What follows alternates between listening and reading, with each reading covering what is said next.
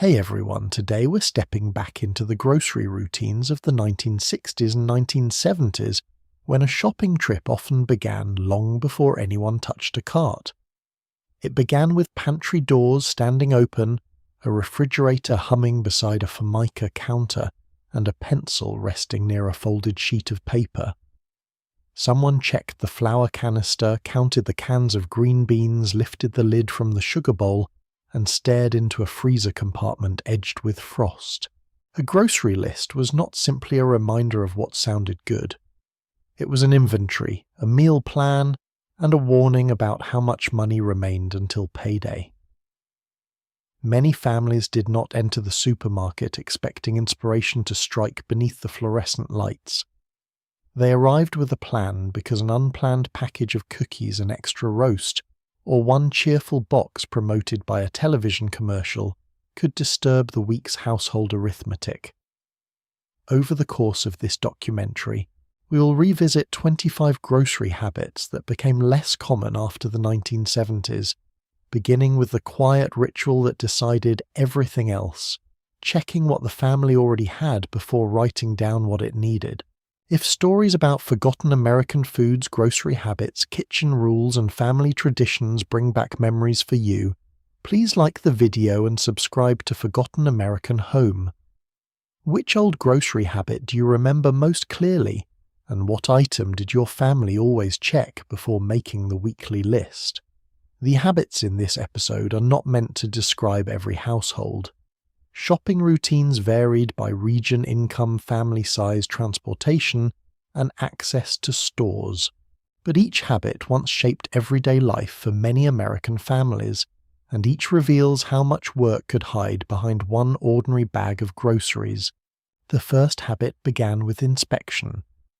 In many homes, the person responsible for shopping moved through the kitchen in a familiar order, opening doors and lifting lids as though conducting a small domestic investigation.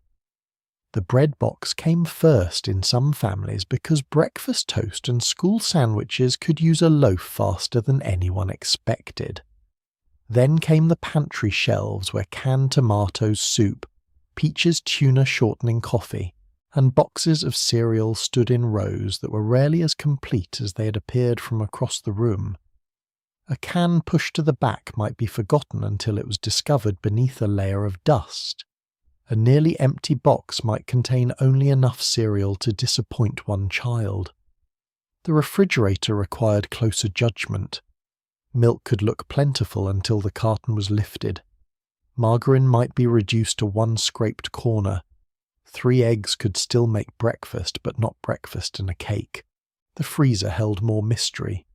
A parcel wrapped in white paper might be hamburger pork chops or something that had lost its label beneath the frost. Grocery planning began by turning those uncertainties into decisions. Nothing was written down until leftovers had been considered. A bowl covered with wax paper was not merely yesterday's supper. It might become tomorrow's lunch, a filling for a sandwich, or the beginning of a casserole that needed only noodles and a can of condensed soup to look intentional. A small amount of roast beef could return as hash. Cooked chicken might become sandwiches, soup, or a pot pie. Mashed potatoes could be reheated, fried into patties, or quietly placed beside another meal where no one was encouraged to question their previous appearance. This was not always thrift performed with great ceremony. Often it was simply the practical rhythm of feeding several people from one household budget. Waste meant replacing food sooner, and replacing food sooner meant spending money that might already have another assignment. The person writing the list therefore had to know not only what was missing, but what could be transformed. The pantry check was part memory, part calculation, and part confidence that yesterday's meal could return under a different name without causing a family rebellion. The handwritten list itself usually followed the geography of the kitchen before it followed the geography of the store. Milk, butter, eggs, and cheese appeared together because the refrigerator had revealed their absence. Flour, sugar, coffee, and canned goods formed another group after the pantry inspection. Soap powder, wax, paper foil, and cleaning products might be added only after someone checked beneath the sink or in the laundry area. The list could be written on the back of an envelope, a piece of notepaper kept near the telephone, or a small pad attached to the wall. Some households added items throughout the week whenever the last can was opened or the final roll was placed on the holder. Others reconstructed the entire household from memory on grocery day. Either way, the list reflected routines that rarely appeared in cookbooks. It remembered that one child would eat peanut butter, but not tuna, that someone needed soft food after dental work, that company might arrive on Sunday, or that a school event required cupcakes by Friday morning. Grocery shopping was not only about food, it was about predicting several days of family life with a pencil. The pantry inspection also revealed which foods were considered permanent household protection. Certain staples were expected to remain even when no meal currently required them. Flour, sugar, salt, coffee, canned vegetables, canned fruit, peanut butter, crackers, rice pasta, and soup gave the kitchen a sense of readiness. The exact list differed from one family to another. A southern pantry might place greater importance on cornmeal grits or evaporated milk. A household shaped by Italian, Mexican, Jewish, Black, German, Polish, Asian, or other food traditions might organize its shelves around very different essentials. Rural families could depend more heavily on preserved food, large freezers, or trips spaced farther apart. City households without cars might shop more frequently and carry less home at one time. The important habit was not that everyone stocked the same products. It was that shoppers knew what their own household could not comfortably run out of. A missing can of peaches was inconvenient. No coffee on Monday morning could be treated as a breakdown in public order. By the late 1970s and the decades that followed, this habit did not vanish completely. Plenty of careful shoppers still check cabinets, plan meals, and write lists. What changed was the environment surrounding the ritual. Stores grew larger hours, expanded household schedules became less predictable, and quick replacement became easier in many communities. More meals were purchased outside the home, more products arrived in ready-to-eat forms, and more families divided shopping among several people, instead of relying on one keeper of the household inventory. Eventually, lists moved onto phones, receipts became searchable, and grocery services began remembering previous purchases on the shopper's behalf. Yet none of those conveniences entirely replaced the knowledge once stored in a person's head how many lunches remained in the week which leftovers could be stretched, and whether the last dollar in the grocery envelope had already been promised to something else. Once the pantry doors closed, the next stage began. The list was ready, but the family still needed to know where the bargains were, and that answer was waiting in the supermarket's circular spread across the kitchen table. The Sunday newspaper landed on the porch with more weight than the weekday editions, and somewhere inside its folded sections waited the page that could determine what appeared on the dinner table for the next 7 days. Before the family reached the comic sports scores or department store advertisements, the grocery circular was often pulled free and spread across the kitchen table. Its pages were crowded with photographs of roasts, canned vegetables, coffee, detergent, cereal, and produce, each surrounded by prices printed large enough to compete for attention. A pencil might circle chuck roast, underline canned peaches, or place a question mark beside a special that looked attractive but did not fit the week's meals. In many households of the 1960s and 1970s, shoppers did not first decide what they wanted to cook and then search for the ingredients. The advertisement often worked in the opposite direction. It announced what was affordable and dinner adjusted itself accordingly. The front page usually carried the items chosen to bring people through the door. A low price on ground beef might become hamburgers one night, meatloaf the next, and spaghetti sauce after that. A chicken special could mean fried chicken on Sunday sandwiches on Monday and soup by Tuesday, if the bird had been stretched with sufficient determination. Pork chops might appear because they were affordable that week, not because anyone had been dreaming about them. The circular gave the family cook a set of possibilities, but those possibilities still had to be measured against the pantry inspection from the day before. A sale on tuna mattered more if mayonnaise, noodles and peas were already on the shelf. A bargain roast was less useful if the grocery envelope could not also cover potatoes, onions, milk, bread, and the dozen smaller purchases that quietly consumed the budget. The printed price was only the beginning. The shopper had to imagine the entire meal surrounding it. Some circulars encouraged comparison between several stores. One market offered inexpensive meat, another reduced the price of canned goods, and a third advertised produce worth an extra stop. A careful shopper might place 2 or 3 advertisements beside the handwritten list and decide whether the savings justified the gasoline, the time, and the trouble of moving children through more than one checkout line. In a city neighborhood, those stores might be within walking distance or reached by bus. In a suburb, the route could be planned around parking lots and traffic.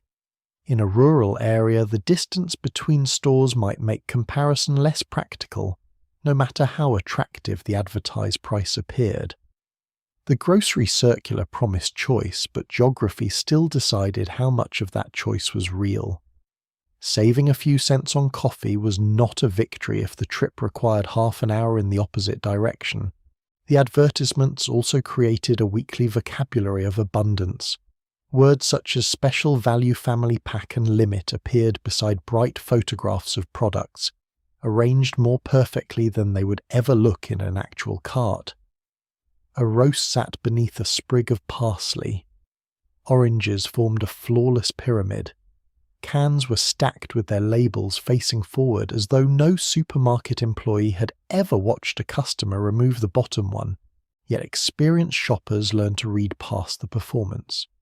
They noticed package size, purchase limits, and whether a price applied only after buying several units. They knew that a sale could encourage spending as easily as it reduced it. 3 boxes for $1 were not economical if the family needed only one. A large package of meat saved nothing if half of it spoiled. This circular offered bargains, but it also offered temptation in the respectable language of household management. Children often understood the circular differently. Adults saw meat prices, laundry soap, and the cost of coffee.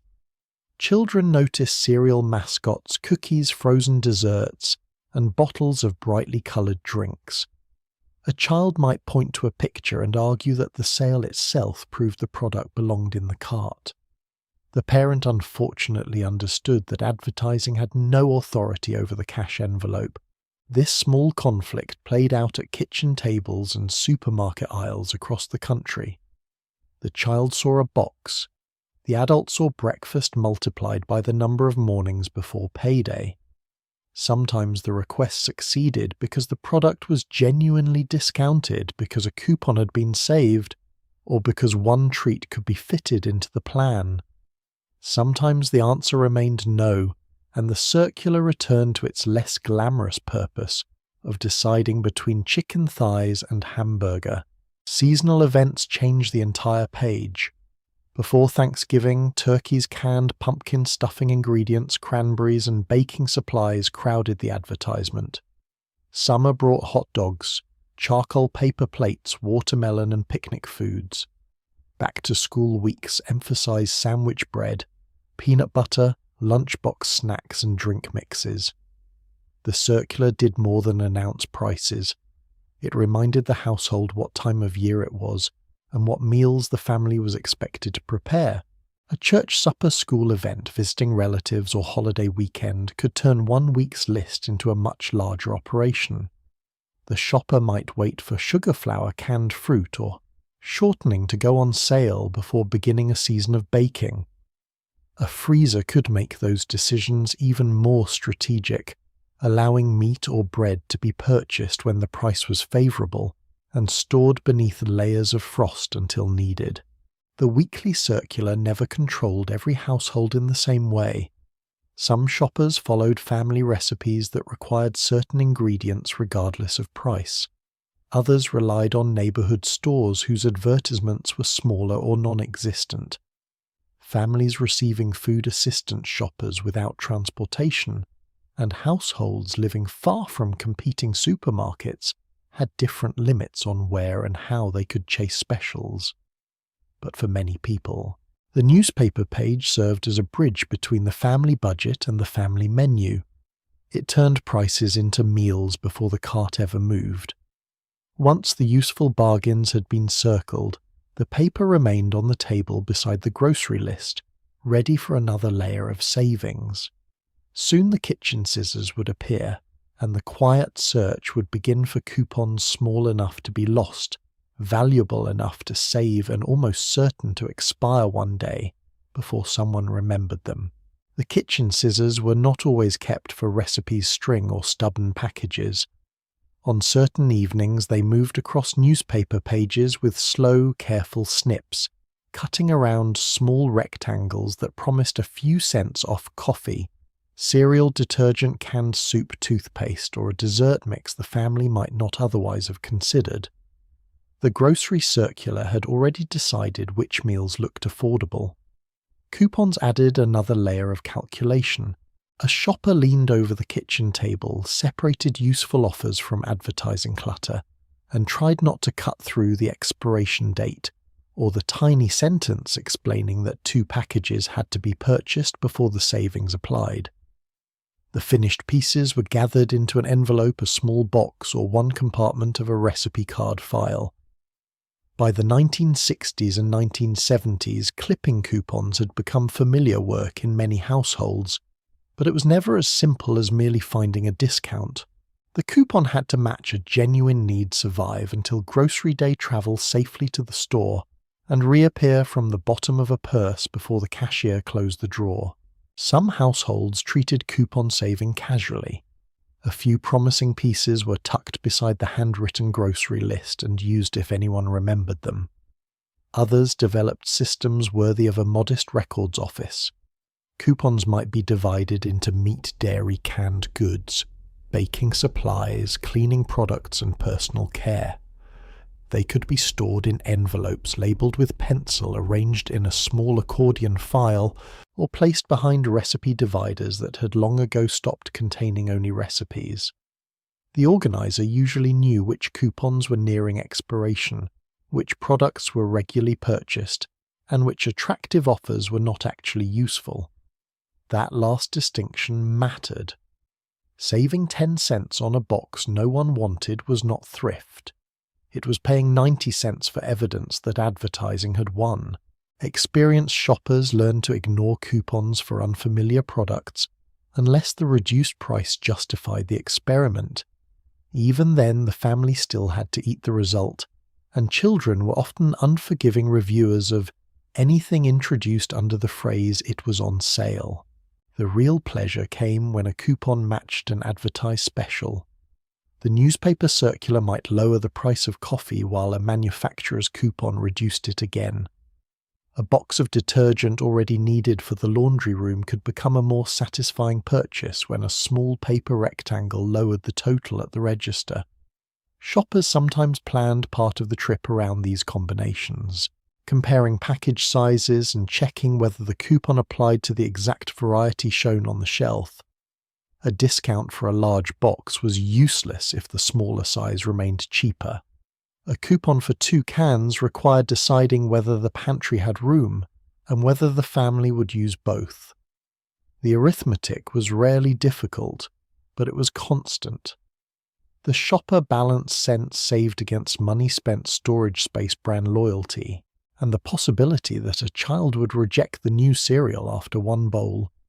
Convenience had arrived in a paper package, but it still expected someone at home to perform the mathematics. Coupons also shaped brand choices. A family might normally buy the same coffee, soap, canned vegetables, or breakfast cereal each week because its taste price and package size were familiar. A coupon invited the shopper to cross that invisible boundary and try the competing brand one shelf away. Sometimes the change became permanent. Sometimes everyone agreed that the old product had been better, and the experiment was never repeated. Manufacturers understood that a small discount could place an unfamiliar box directly onto a family's breakfast table or laundry shelf where advertising alone might not have carried it. The coupon therefore sat halfway between household thrift and product promotion. The shopper felt practical for reducing the bill while the company gained a chance to create a new customer. Both could be true. The small piece of paper helped the family budget, but it also encouraged purchases larger sizes and new habits. A coupon did not merely save money, it made a suggestion while pretending to be a favor. Grocery Day gave the coupon collection its final test. The envelope had to be brought from the kitchen table, placed somewhere accessible and remembered before checkout. Many shoppers arrived at the register with coupons scattered through a purse, clipped to the grocery list or folded inside the weekly circular. While the cashier keyed prices into the register, the shopper searched through paper receipts, tissues, pens, and the ordinary contents of a household carried outside the house. A coupon could emerge triumphantly at the last moment or remain hidden until the groceries were already in the trunk. Some required the cashier to check the product size or confirm that the correct number had been purchased. Others were rejected because they had expired, applied to a different variety, or had been cut so closely that an important line was missing. Behind the shopper, the checkout line waited. At home, the unused coupon might return to the envelope, where it would remain until someone discovered that its generous offer had ended on Tuesday. Children could become part of the system.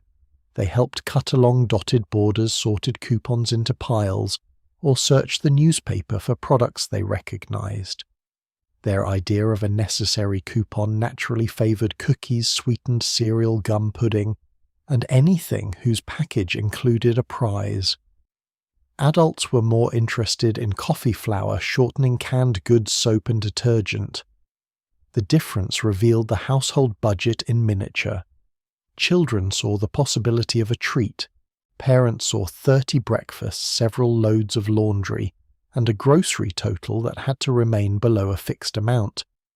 In some families, coupon clipping became a quiet shared activity at the table, surrounded by newspaper pages, pencil marks, and bits of trimmed paper collecting on the floor. It was not glamorous work, but it gave everyone a small role in preparing for the weekly trip. Paper coupons did not disappear immediately after the 1970s. In many places, they became even more visible during later decades, especially as stores developed new promotions and shoppers grew more determined to combine discounts. What gradually faded was the particular household ritual built around newspaper inserts, kitchen scissors, handwritten lists, and an envelope carried from home. Coupons moved into store loyalty cards, printed receipts, websites, email offers, and eventually phone applications that could remember purchases more reliably than a crowded purse. The savings remained, but the physical evidence became harder to see. There were fewer clipped corners on the kitchen floor and fewer small rectangles waiting beside the grocery list.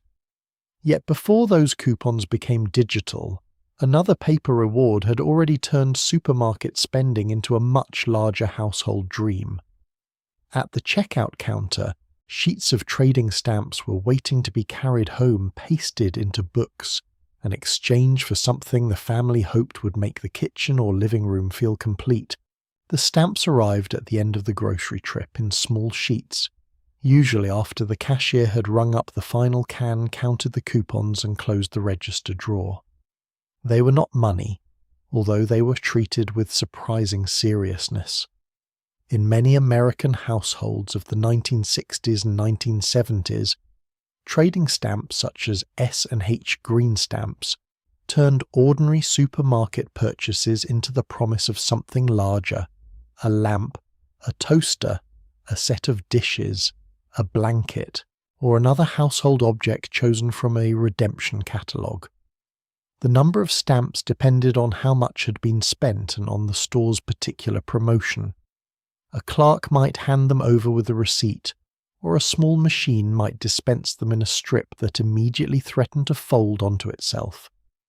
The shopper placed the stamps in a purse pocket or grocery bag and carried them home beside the milk and canned goods.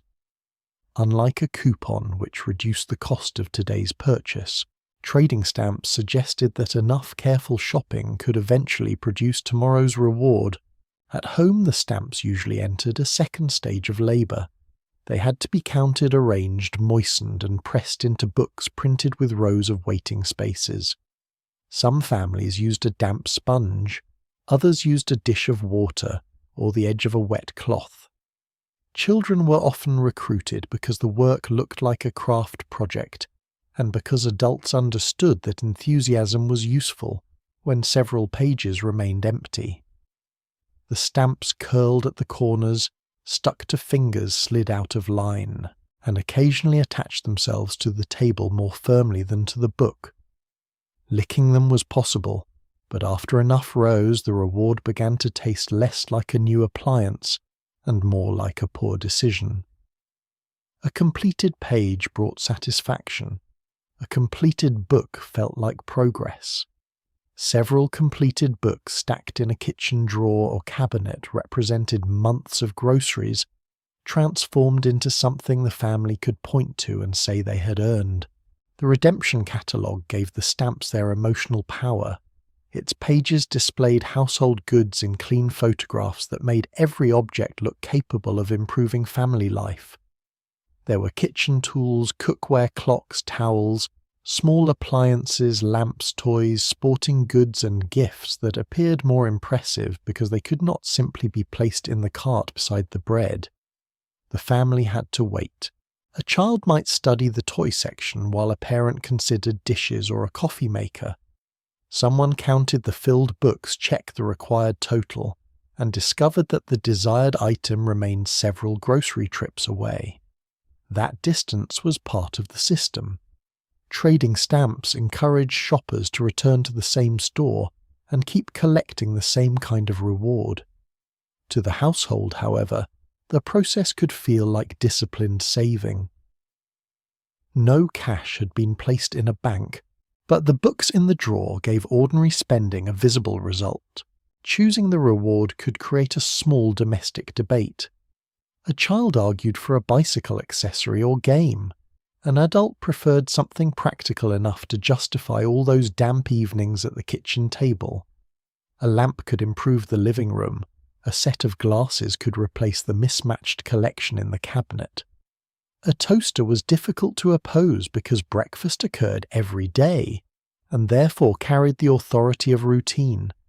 Some families saved stamps for gifts, allowing grocery purchases made throughout the year to become a wedding present Christmas item or household contribution for a relative. Others selected objects they would not have bought with cash, because the grocery budget always had more urgent demands. The stamps made a non-essential item feel respectable. It had not been purchased impulsively. It had been patiently assembled from detergent coffee canned peaches hamburger and nearly everything else the family had carried through the checkout line. When enough books had been filled, they were taken to a redemption centre or exchanged according to the programme's local rules. The visit could feel different from ordinary shopping. The merchandise had already been studied in the catalogue, the books had already been counted, and the family arrived with a specific goal. Still, the object sometimes looked smaller, lighter or less grand than it had on the printed page. Catalogue photography had performed its duty, yet many rewards became genuine parts of the home. A clock remained on a kitchen wall. A set of towels lasted through years of washing. A mixing bowl appeared at birthdays and holiday dinners long after anyone remembered exactly how many stamp books it had required. These objects carried two histories at once. They were practical possessions, but they were also records of weekly grocery trips, paper bags on the counter, and children pressing green rectangles into place. Trading stamps appealed especially to households in which money had to perform several jobs before it could be used for anything decorative or optional. The system did not make groceries cheaper, and it was designed to encourage store loyalty and continued spending. But families could still use it intelligently. If the prices were competitive and the food was already needed, the stamps became an extra benefit attached to a necessary expense. Problems appeared when the reward distracted from the actual cost of the cart or encouraged a shopper to remain loyal to a store that was no longer the best value. Experienced shoppers understood the difference. They compared the circular, watched the register total, and treated the stamps as a bonus rather than permission to overspend. The catalogue might promise a brighter kitchen, but it could not stretch the cash envelope. By the end of the 1970s and into the following decades, many traditional stamp programs lost the central place they had once held in supermarket culture. Retail competition changed, discount pricing became more important, and loyalty rewards gradually moved toward cards, points, digital accounts, and instant promotions. Some trading stamp names survived or returned in altered forms, but the household ritual became less visible. There were fewer stamp books in kitchen drawers, fewer damp sponges on the table, and fewer children calculating how many grocery trips stood between the family and a new toaster. What remained were the redeemed objects and the memories attached to them. The stamps had promised that ordinary spending could slowly become something for the house. But not every household could wait months for a reward. For many families, the grocery budget was controlled by something much more immediate: a paper envelope containing the exact amount of cash the cart was allowed to consume. The cash envelope did not look impressive. It might have been an ordinary white envelope labelled groceries in pencil, a small brown bank envelope reused week after week, or a folded section of a household budget book with several bills tucked inside. But once grocery day began, that thin packet established the true size of the shopping cart.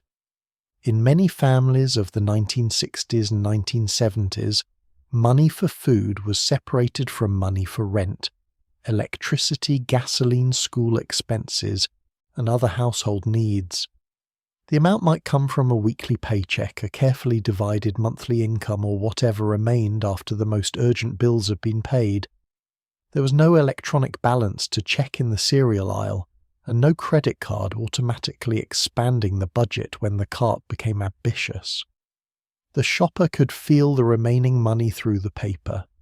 A thick envelope allowed a little confidence.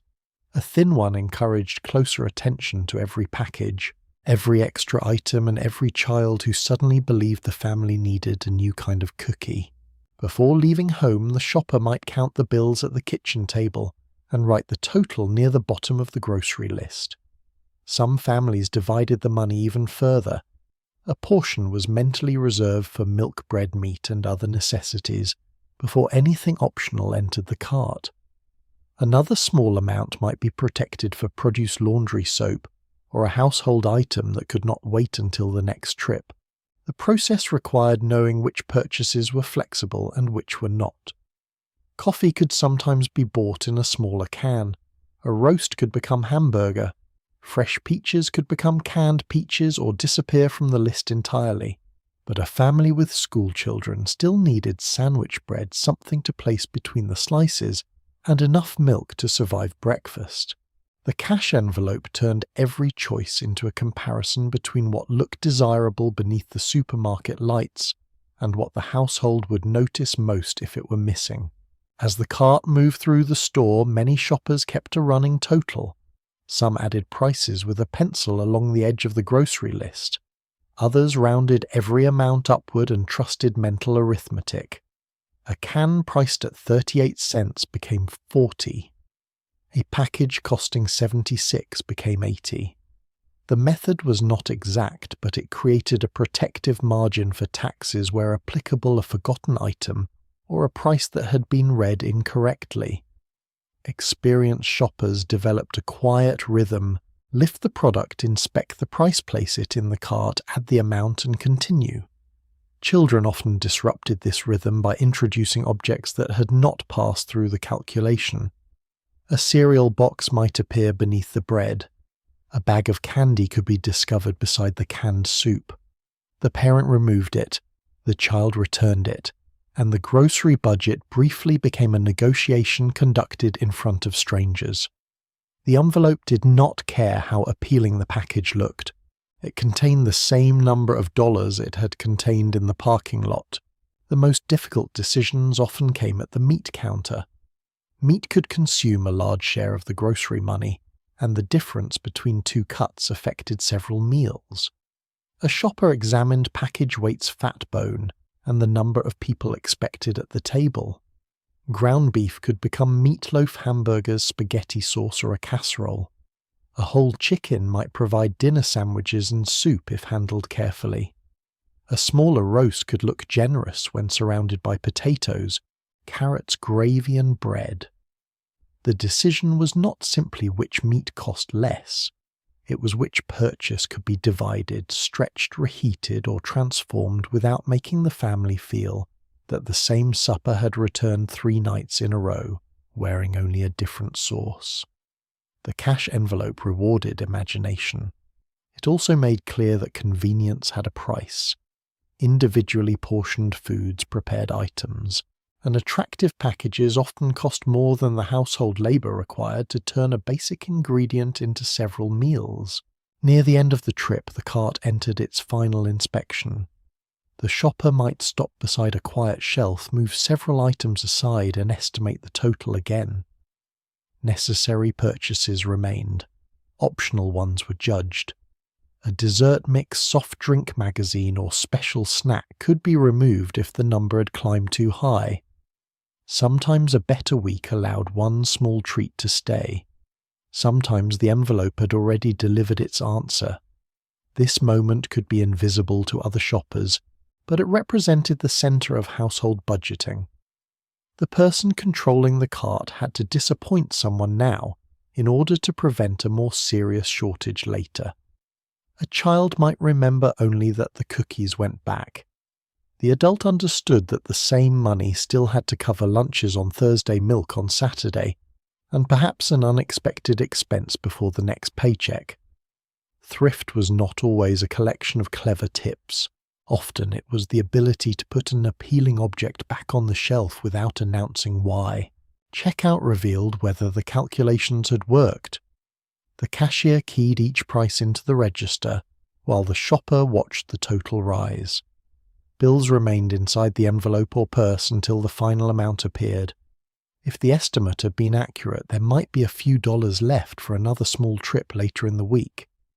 If the total exceeded the available cash, the shopper had to remove something in public. A package was handed back, the register was corrected, and the people waiting in line tried not to look too interested. This was one reason experienced shoppers left a margin. The few extra dollars protected dignity as much as they protected the budget. Once payment was made, the remaining bills and coins returned to the envelope, often with the receipt folded around them. At home, the total might be recorded in a notebook compared with the previous week, or simply remembered by the person who had to make the next envelope last. The cash envelope habit never disappeared completely. Many households still separate money by category, and later generations would give the method new names and teach it as a budgeting strategy. What declined was the physical authority cash once held over the ordinary supermarket trip. Checks, charge cards, debit cards, electronic benefits, loyalty accounts, and digital payments made the boundary less visible. A shopper could exceed the planned amount without physically running out of bills, although the consequences still arrived later. The old envelope offered no such illusion. It was limited, inconvenient, and perfectly honest. When it became empty, the cart was finished. Yet cash was not the only paper that slowed the checkout line or made a family's finances visible. At the register, some shoppers opened a checkbook while others carefully counted government-issued food coupons.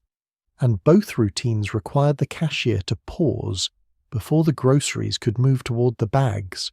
The checkbook often appeared only after the final item had crossed the counter. While the cashier entered prices and the bagger opened brown paper sacks, the shopper reached into a purse for a small vinyl-covered book, a pen, and sometimes a store identification card kept behind a driver's license. Paying for groceries by personal check was a familiar routine in many American supermarkets during the 1960s and 1970s, especially when a household preferred not to carry enough cash for a large weekly order. The shopper wrote the store's name on the payee line, copied the total from the register, filled in the date, and signed at the bottom, while the people behind the cart watched the process unfold.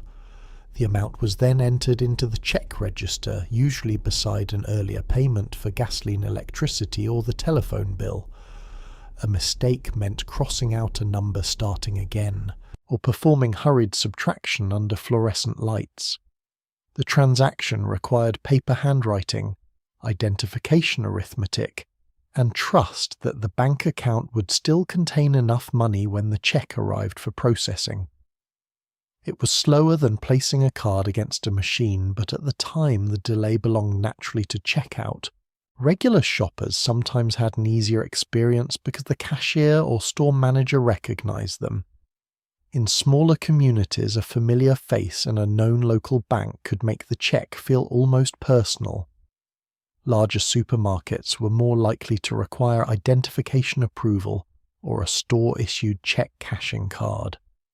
Policies varied, and a shopper who had recently moved forgotten identification or used an out-of-town bank might face an uncomfortable pause while someone called a supervisor. Some stores permitted customers to write the check for slightly more than the grocery total and receive a limited amount of cash back, though the rules depended on the business. This made the checkout counter serve a small banking function before automatic teller machines became common. The convenience was useful, but the ritual still carried risk. A returned check could bring fees, embarrassment, and the loss of future check-writing privileges. The checkbook did not impose the hard physical limit of a cash envelope, yet its handwritten register tried to create one. Every line reminded the household that money spent on groceries had already been promised elsewhere. A different kind of paper appeared at the same register when families used benefits from the federal food stamp program. During much of this period, assistance came in paper coupons rather than an electronic card. The coupons were issued in booklets and had to be separated, counted, and presented to the cashier for eligible food purchases. Their appearance changed over time, and the exact procedures were shaped by federal rules and local administration, but the experience was unmistakably physical.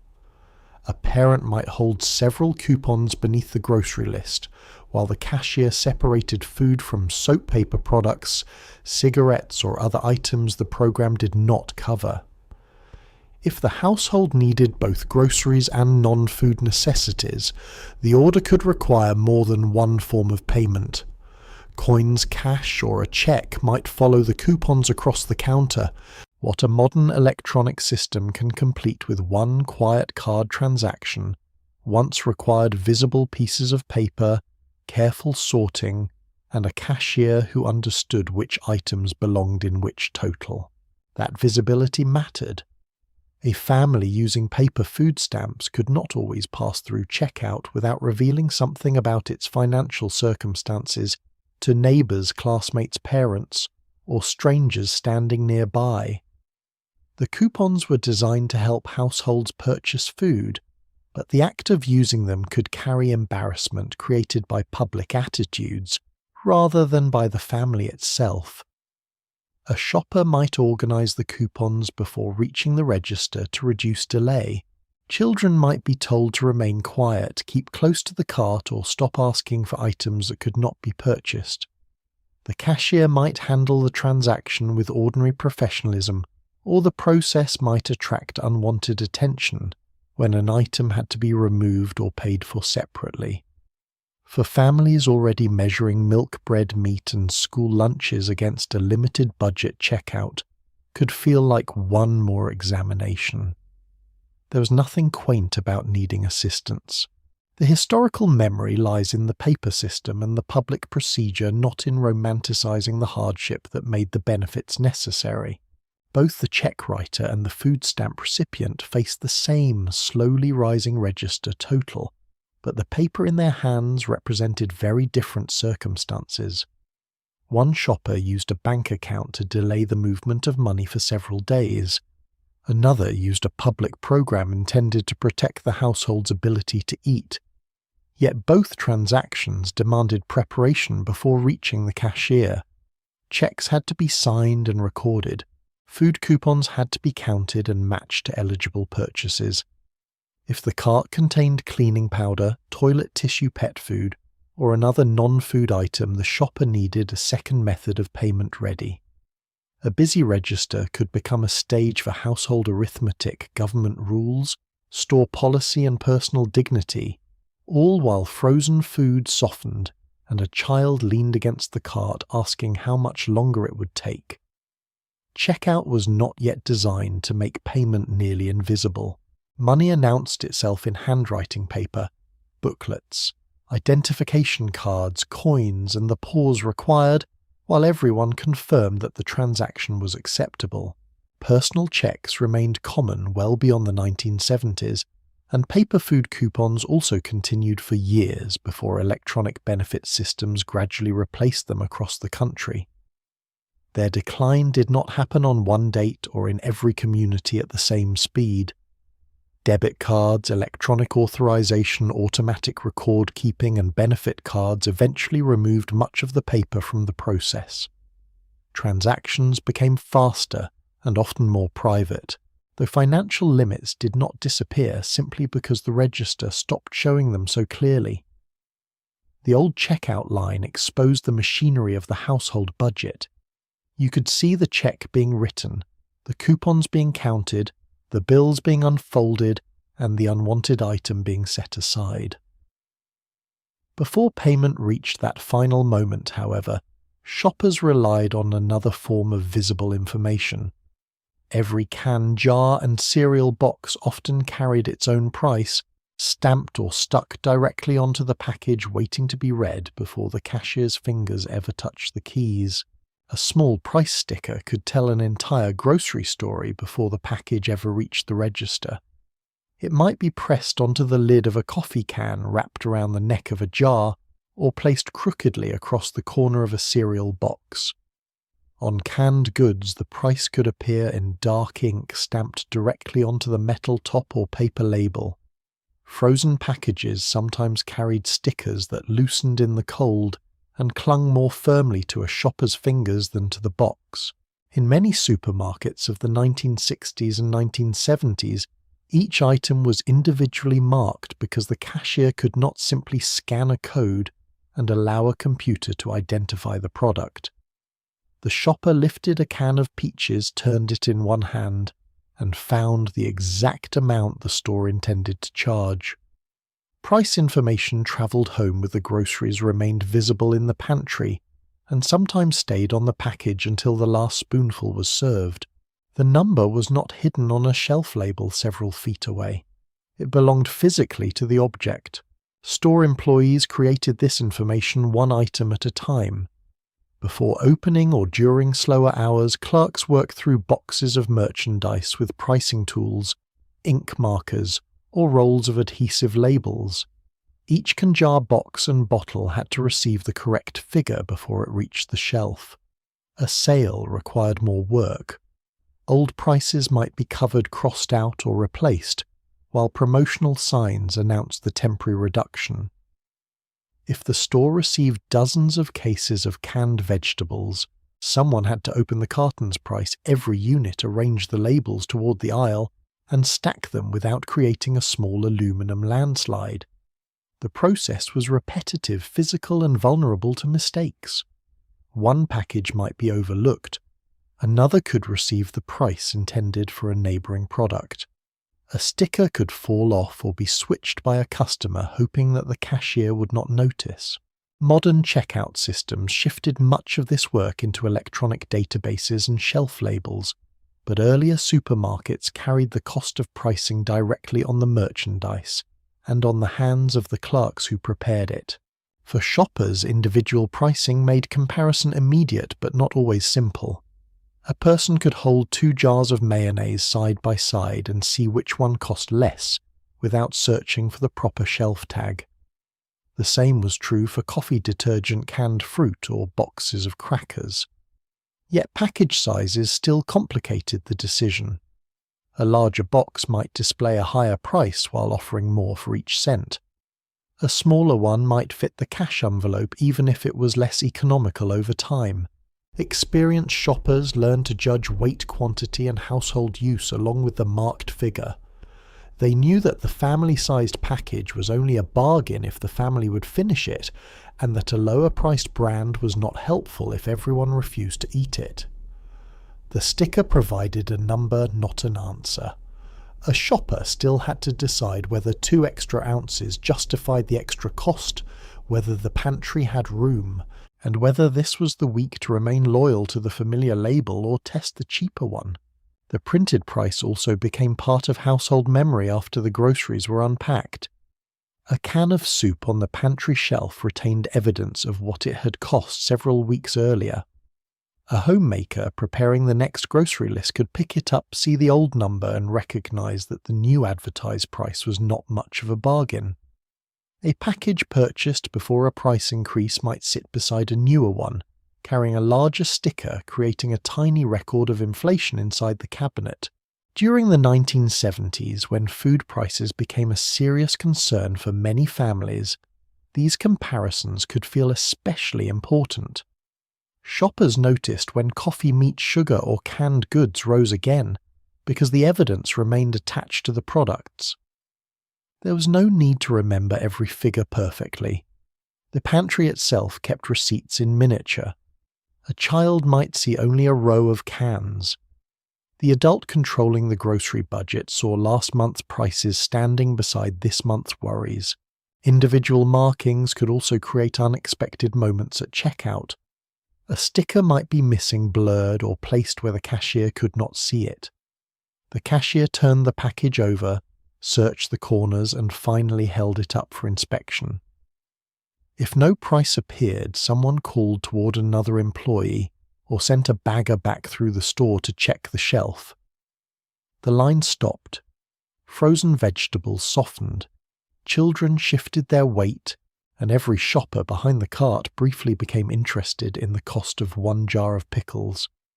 If the price seemed wrong, the customer might point to the sticker and explain that the shelf had shown a sale. The cashier could accept it, question it, or wait for a supervisor. These delays were ordinary because price information was scattered across thousands of separate packages, handwritten signs, sale notices, and the memory of employees. The system was personal enough to allow judgment and human enough to guarantee occasional confusion. The price could even outlive the food. Empty coffee cans became containers for nails, buttons, crayons, bacon grease, or kitchen scraps, while the original amount remained visible on the lid. Glass jars reused for leftovers or pantry storage carried stickers from a purchase made months earlier. Children peeling labels from boxes sometimes removed the price first and placed it on a sleeve notebook or an unsuspecting sibling. Brown paper sacks were folded away, but the marked packages kept their history until they were discarded or reused beyond recognition. These small numbers now trigger memories because they belong to an era when the cost of groceries was printed directly onto the objects families handled every day. Prices were not abstract information managed somewhere behind the store. They arrived in the kitchen, sat on the shelf, and reminded the household exactly what had been spent. As automated checkout spread, the price slowly separated from the product. Information moved toward shelf tags and store computers, while packages began carrying standardized symbols meant for machines, rather than handwritten figures meant for shoppers. The transition took years and varied from one store to another. Individually marked goods did not disappear at once, and some retailers continued the practice much longer than others, but the old habit of turning every can and box to find its own price became less necessary. Soon the cashier would no longer search for a sticker before entering the amount. Until that change reached a particular store, however, every item still had to be read and every price had to be punched into the register by hand. The next sound in the grocery trip was not a scanner's beep. It was the rapid rhythm of a cashier's fingers striking the keys. The cashier's hands began moving before the shopper had finished unloading the cart. A can of corn slid across the counter, turned just far enough for its stamped price to appear, and was followed by a loaf of bread, a box of cereal, a jar of coffee and a package of meat wrapped in clear film. In many supermarkets of the 1960s and early 1970s, there was no scanner waiting beneath the counter and no electronic beep confirming that a computer had recognized the product. The cashier read each price and entered it manually into the register. Her fingers moved across rows of keys with the speed of someone who had repeated the same motions thousands of times. The register answered with mechanical clicks, the drawer opened with a heavy sound, and a paper tape recorded the growing total. A skilled cashier could process an order quickly, but speed depended on concentration, good eyesight, clear price markings, and the ability to remember what the store had advertised that week. The machine performed the addition. The cashier supplied nearly everything else. Experienced cashiers carried part of the supermarket inside their memory. They knew the regular price of milk, bread, eggs, and other staples that appeared in almost every order. They remembered which canned goods were part of the weekly promotion, and which size of detergent carried the sale price. Produce required another kind of knowledge. Some stores used small codes, reference sheets, or separate scales, while others expected the cashier to recognize varieties and enter prices according to weight or quantity. A head of lettuce did not arrive with a barcode explaining itself. Neither did 3 onions rolling toward the edge of the counter. The cashier had to identify them, place them on the scale if necessary, read the result and enter the amount correctly. A shopper might quietly watch every key, because one mistake could matter when the cash envelope had little room left. The checkout counter became a meeting place between two kinds of memory, the cashier's knowledge of the store and the shopper's knowledge of what the family could afford. Sale items created the greatest opportunities for disagreement. A shelf sign might advertise canned soup at a reduced price, but the individual can still carry the older number. The shopper remembered the circular. The cashier trusted the sticker. Someone unfolded the advertisement, pointed to the correct size, or explained that the display had promised a different amount. If the question could not be settled at the register, the cashier called for a price check. A bagger stock clerk or other employee walked back through the aisles while everyone waited. The shopper behind the cart studied the ceiling. The next customer examined the candy rack with sudden intensity. A child asked whether the family could leave now. Eventually an employee returned with the answer, and the register was corrected or the original price remained. These pauses were not rare failures of the system. They were part of a system that depended on thousands of separate stickers, handwritten sale signs, employees' memories, and the hope that every shelf and package had been updated before the doors opened. The work demanded more than fast fingers.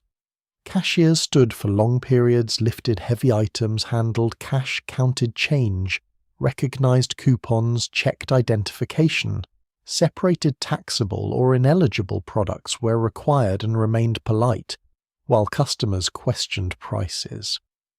The register could not warn them that the wrong amount had been entered.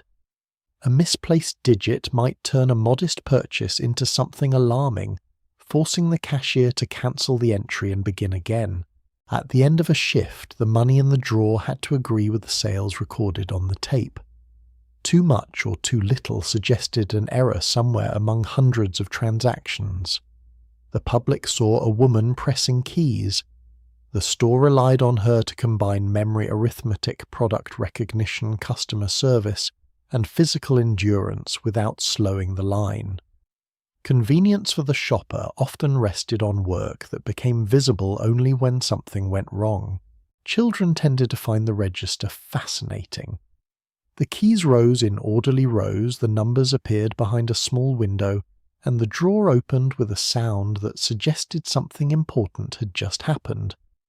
Candy bars, gum, and small toys waited beside the counter, at exactly the height most likely to encourage last-minute negotiations.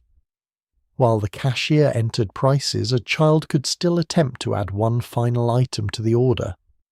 A parent might remove it before it reached the counter, or allow it to remain if the running total had behaved itself. The cashier saw these small family decisions all day long. She heard whispered arguments about serial-watched shoppers, search for missing coupons, and knew when the total had exceeded the amount someone expected to pay. Checkout was not merely the place where groceries changed ownership. It was where the week's planning, restraint, temptation, and arithmetic were tested in public.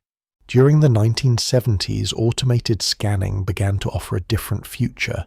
Standardized product symbols allowed machines to identify packaged goods and retrieve prices stored elsewhere, but the change was gradual. A scanner had to be installed. Products had to carry readable codes, store records had to remain accurate, and employees had to learn a new method. Some shoppers welcomed the speed. Others worried that without a price printed on every package, they could no longer confirm the amount before reaching the register. Early systems did not eliminate price disputes. They simply moved the source of the mistake from a sticker or cashier's finger to a shelf label or computer record. The familiar clicking of hand-entered prices slowly gave way to a series of electronic beeps, and the cashier's role began to change from reading every package to guiding it across a glass window. Yet even the fastest register could not finish the trip alone. Once the total was paid, someone still had to fit cans, bread, meat, frozen food, and glass jars into paper sacks, then follow the order through the parking lot toward the family car. The bag boy began working before the cashier reached the bottom of the cart.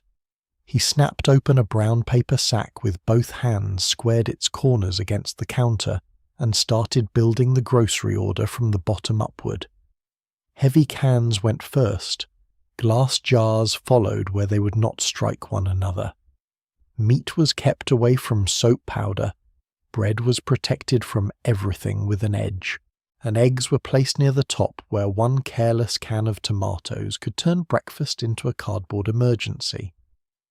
In many American supermarkets of the 1960s and 1970s, bagging was not an extra task handed back to the shopper. It was part of the service. A teenage employee, often called a bag boy, box boy, carry-out clerk, or courtesy clerk, depending on the store and region, stood at the end of the register and turned a loose collection of groceries into an order that could survive the trip home.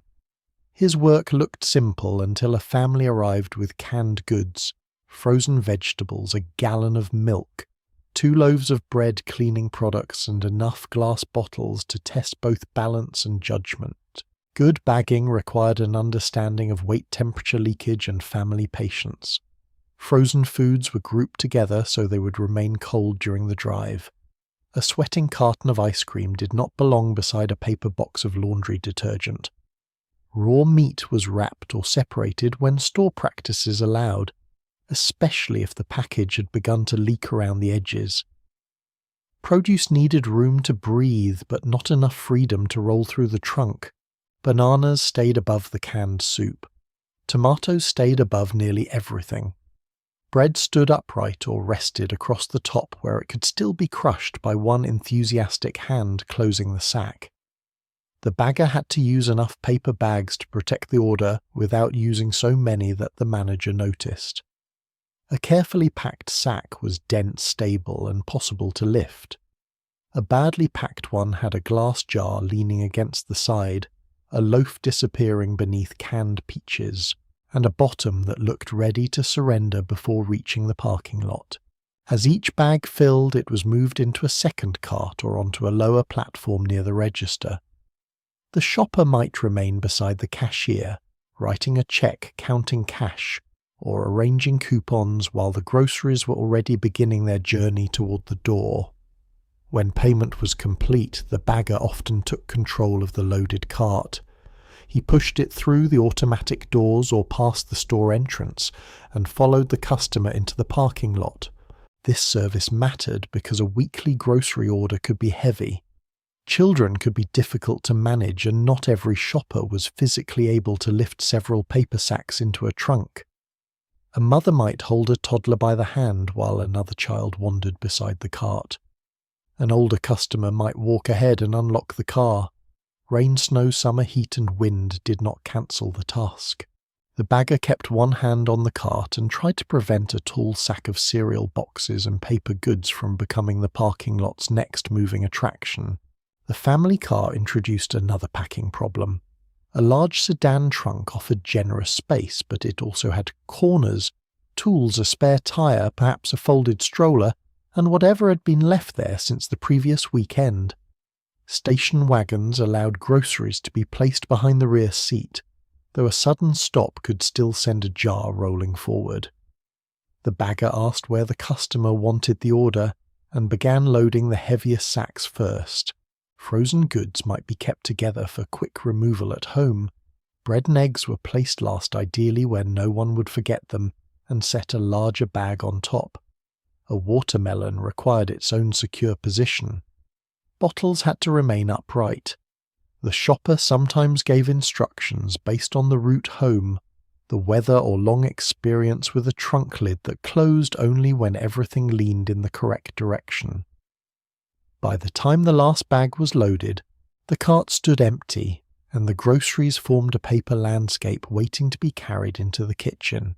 For many teenagers, bagging groceries was an early paid job and an education in adult routines. They learned to recognize regular customers, memorize store layouts, retrieve prices, sweep broken glass, collect carts, stock shelves, and keep the checkout area moving. They also witnessed the small tensions that followed families into the store. A shopper might apologize for a large order, ask that the meat be double bagged, or quietly request that one package remain hidden from a child until a birthday. Some customers offered a tip after the bags were loaded, while other stores discouraged or prohibited tipping. Practices varied widely, and many employees understood that courteous service was simply part of the job. The bagger closed the trunk, returned the cart, and hurried inside before another order reached the end of the register. The customer drove away with the visible result of several hours of store labor arranged neatly behind the back seat. The service also shaped the relationship between the supermarket and the household. A familiar bagger might know which customer needed help, which car belonged to a regular shopper, and which trunk had to be opened with a particular twist of the key. Carry-out service made a large store feel slightly more personal. It reassured shoppers that the trip did not end at the cash register, and allowed supermarkets to present themselves as helpful neighbors rather than warehouses where customers were left to manage alone. Yet the arrangement depended on labor costs and on a retail model that valued visible service. As discount stores' self-service practices, plastic bags, and leaner staffing expanded, many customers began bagging their own groceries or pushing the cart to the car without assistance. Carry-out clerks did not disappear everywhere, and some supermarkets preserved the tradition, but the sight of an employee automatically following every major order into the parking lot became less common. The old routine is remembered partly because it created a clear ending to grocery day. The cashier handed over the receipt. The bagger carried the order. The trunk closed with a heavy thud. At home, those brown sacks would be lifted onto a formica counter and emptied into the refrigerator, freezer, pantry, bathroom, cabinet, and laundry room. But the bags themselves were rarely thrown away.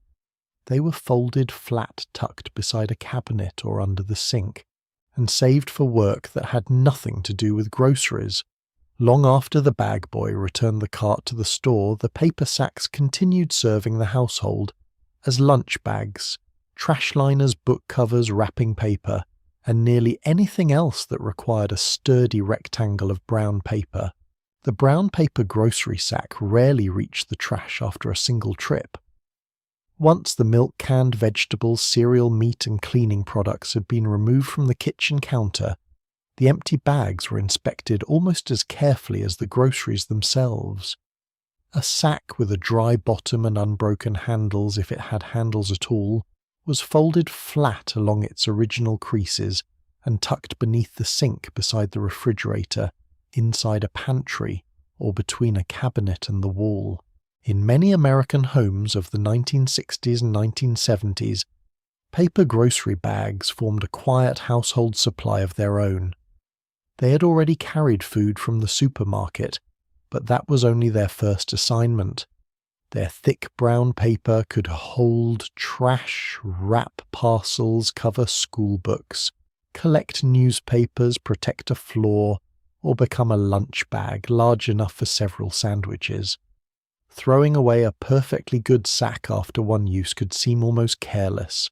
The supermarket had provided a sturdy rectangle of material at no additional charge, and the household immediately began deciding what work it should perform next.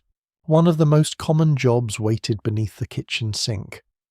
Before plastic liners became standard in many homes, a paper grocery bag could be opened inside a small wastebasket and used to collect dry kitchen rubbish. Vegetable peelings, coffee grounds, wet leftovers, and leaking containers required more caution because paper had a very clear opinion about moisture. Some families lined the bottom with newspaper-wrapped damp scraps separately, or reserved grocery sacks for paper waste and other relatively dry trash. When the bag was full, its top could be folded inward or rolled closed before it was carried outside. The process demanded a little judgment. A sack holding too many cans or bottles might tear before reaching the garbage container. A damp bottom could surrender halfway across the kitchen floor. Experienced hands supported the bag underneath because the household had learned that brown paper was dependable but not heroic. It would perform several jobs without complaint provided no one asked it to defeat soup. School gave the sacks an entirely different purpose. At the beginning of the academic year, children sometimes carried textbooks home with instructions to protect them. A grocery bag could be cut open, flattened, folded around the cover, and fitted neatly over the book without tape touching the school property. The plain brown surface then became a place for names, class subjects, drawings, band names, multiplication tables, or the slow accumulation of pencil marks made during lessons. One grocery trip might provide covers for mathematics, history, science, and English, though the largest textbooks demanded the strongest sections of paper. The same sacks could be trimmed into smaller lunch bags when purpose-made bags were unavailable. Sandwiches wrapped in wax paper, and apple cookies, and perhaps a small thermos travelled to school inside paper that had recently carried canned tomatoes and laundry soap. By lunchtime, the folds had softened, one corner might be stained, and the child's name was written across the front so boldly that no one could pretend to take it by accident. Around the house, paper sacks solved problems that did not seem important enough to justify buying a special product. They held newspapers waiting for collection clothing prepared for donation potatoes stored in a dark place, or dry goods moved from one room to another. A bag could protect the table during a child's painting project or lie beneath freshly polished shoes. Opened and spread flat, it became wrapping paper for a parcel sent through the mail. especially when string and careful folding completed the package. Smaller gifts could be wrapped in plain brown paper and decorated with ribbon crayon stamps or whatever the household already owned. In a workshop or garage, sacks held wood scraps, rags, garden seeds, or hardware that had not yet found a permanent container. During travel, they separated dirty shoes from clothing or contained snacks for the car. None of these uses appeared glamorous, but that was precisely the point. The paper bag belonged to the category of household objects too ordinary to admire and too useful to discard. Children recognized possibilities adults had not intended. A large sack could become a mask after 2 eye holes were cut into the front, though breathing and walking required more planning than the costume usually received. It could become a puppet, a hat, a pretend mailbox, or the body of an animal decorated with construction paper and glue. Cut into panels, the brown paper offered a broad surface for crayons, paint school projects, and homemade signs. Teachers and parents valued it because it was available, sturdy, and forgiving. A mistake cost nothing more than opening another bag from the stack. At birthday parties, sacks could hold small prizes or collect wrapping paper after gifts were opened. During autumn, they might be filled with leaves before a child discovered that jumping onto the pile was more entertaining than helping with the yard. The grocery sack had no mascot instructions or promise printed across the front. Its plainness invited the household to decide what it should become. The habit of saving bags reflected more than simple thrift. Many families reused containers, jars, foil, string boxes, and paper, because these materials still possessed practical value after their original contents were gone. A coffee can could hold nails. A glass jar could hold bacon grease buttons or leftovers. A grocery sack could wait for the next problem that required strong paper. This did not mean every household was performing a deliberate environmental program. The language of recycling had not yet entered daily life in the same way it would later. Reuse often came from habit-limited budgets, memories of earlier scarcity, or the belief that throwing away a serviceable object was foolish. The labour of folding and storing the bags was small, and the reward appeared the next time someone needed to cover a book line, a bin, or wrap a package without buying anything new. The household maintained its own modest supply system, one empty container at a time, as plastic checkout bags spread through supermarkets in later decades. The old stack of folded brown sacks became less predictable. Plastic bags developed their own collection of household duties, but they did not cover textbooks, wrap parcels, or stand upright beside a counter in quite the same way. Paper bags never vanished completely, and concerns about waste eventually brought renewed attention to reusable and paper alternatives. What faded was the assumption that every large grocery trip would automatically produce several sturdy sacks for future work. The old bags had connected the supermarket to the school desk, trash basket, workbench, mailing table, and children's craft corner. Their usefulness continued long after the groceries disappeared. Yet one type of packaging had an even more direct route back to the store. Glass soda bottles were not folded under the sink or turned into school supplies. They were gathered, placed into carriers, and returned for the small deposit waiting at the other end of the trip. The bottles announced themselves before anyone reached the store. They clinked in cardboard cartons, rolled against one another in the trunk, and knocked beneath the shopping cart with every crack in the parking lot. In many American communities of the 1960s and 1970s, empty soda bottles were not treated as ordinary trash. They carried a small deposit that could be recovered when the glass containers were returned to a grocery store, beverage dealer, or other participating business. Families saved them beside the back door in a garage on a basement shelf, or inside the same divided carriers that had brought the full bottles home. On grocery day, the empties travelled back before new food entered the cart.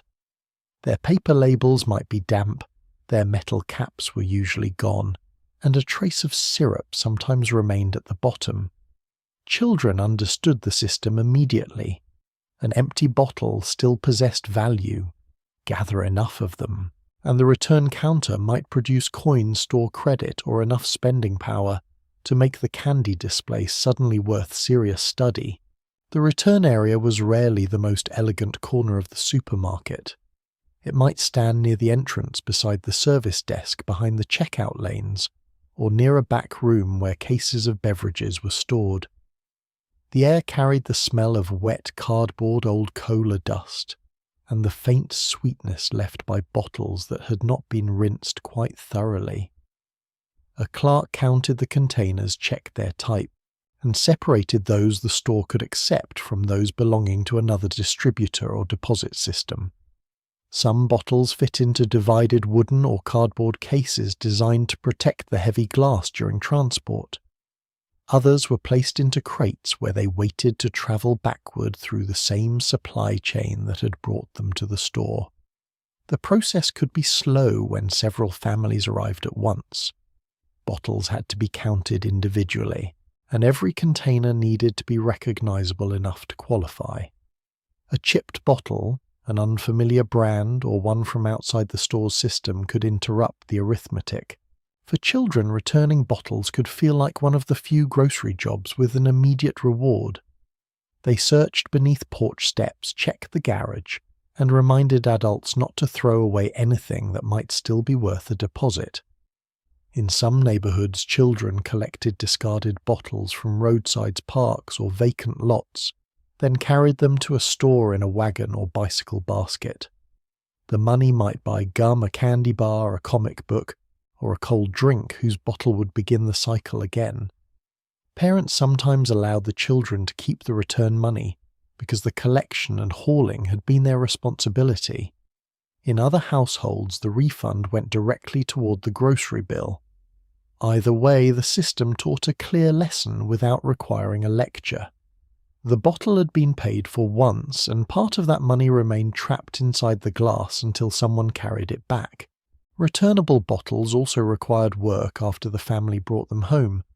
They were heavier than later disposable containers and had to be stored somewhere until enough accumulated to justify the trip. A carton beside the kitchen door could attract ants if the bottle still contained sweet liquid. A stack in the basement could collect dust and become difficult to move. The glass had to be handled carefully around younger children, concrete steps, and crowded car trunks. One bottle breaking inside a carton turned a simple return into a cautious search through sticky cardboard and sharp fragments. Yet the inconvenience belonged to a practical reuse system. Many returnable bottles were cleaned, inspected, and refilled, rather than immediately broken down as waste. The scratches and pale rings on the glass showed that a bottle might have passed through many households before arriving at the family table again. The container was temporary property. The drink was purchased, but the bottle remained part of a larger circulation. The deposit also influenced behavior inside the home. Bottles were not casually abandoned at picnics, left in a car until they rolled under the seat, or placed in the trash without someone noticing. A parent might call after a child to bring the empty bottle back from the yard. At family gatherings, empties were gathered into the original carrier instead of mixed with paper plates and food scraps. A church supper ball game or neighborhood party could produce several cases ready for return. The system did not prevent every bottle from becoming litter, and practices differed sharply by state, beverage company, and region. Still, the deposit placed a visible value on the container. Even a few cents could matter when multiplied across a case, especially in a household where the grocery list had already been shaped by a cash envelope. The bottle refund was not a fortune. It was simply money the family had no reason to abandon. Not every American shopper shared the same return routine. Some states and local markets maintained strong deposit traditions, while other areas moved earlier toward non-returnable cans and bottles. Beer, soda, milk and other beverages followed different systems, and stores did not always accept every container sold somewhere else. As beverage packaging changed, the old refillable bottle network weakened in many places. Lightweight cans reduced shipping weight, disposable glass became common in some markets, and plastic containers later changed the aisle again. Supermarkets gained shelf space, and families no longer needed to store heavy cases of empties. The familiar trip to the bottle counter declined, although deposit laws preserved or recreated return habits in several states. What disappeared nationally was not the idea of returning containers altogether, but the near-automatic household expectation that certain glass bottles belonged back at the store. Modern recycling asks families to separate containers because the materials may be processed into something new. The older refillable system often treated the bottle itself as the useful object. That difference could be seen in the thick glass standardized shapes, worn surfaces and sturdy cases designed for repeated journeys. For many viewers, the strongest memory is not environmental policy, but sound bottles rattling in the trunk, striking the metal cart, and settling into a crate behind the counter. Then came the small refund, and the feeling that an empty object had completed its purpose, instead of becoming waste. Once the bottles were counted, the family continued into the store with more room in the cart, and perhaps a little more money for the list. But some households did not need to walk every aisle themselves. Their next grocery order began at home beside a rotary telephone, as someone read each needed item aloud to a clerk who knew exactly where to find it. The rotary telephone sat on a small table near the kitchen, close enough to the grocery list that one hand could hold the receiver, while the other followed each penciled line. In some American communities of the 1960s and 1970s, especially where an independent market served regular neighborhood customers, the weekly order did not always begin with a cart. It began with a telephone call. A shopper dialed the store, waited through the soft clicks of the returning dial, and asked whether someone could take an order.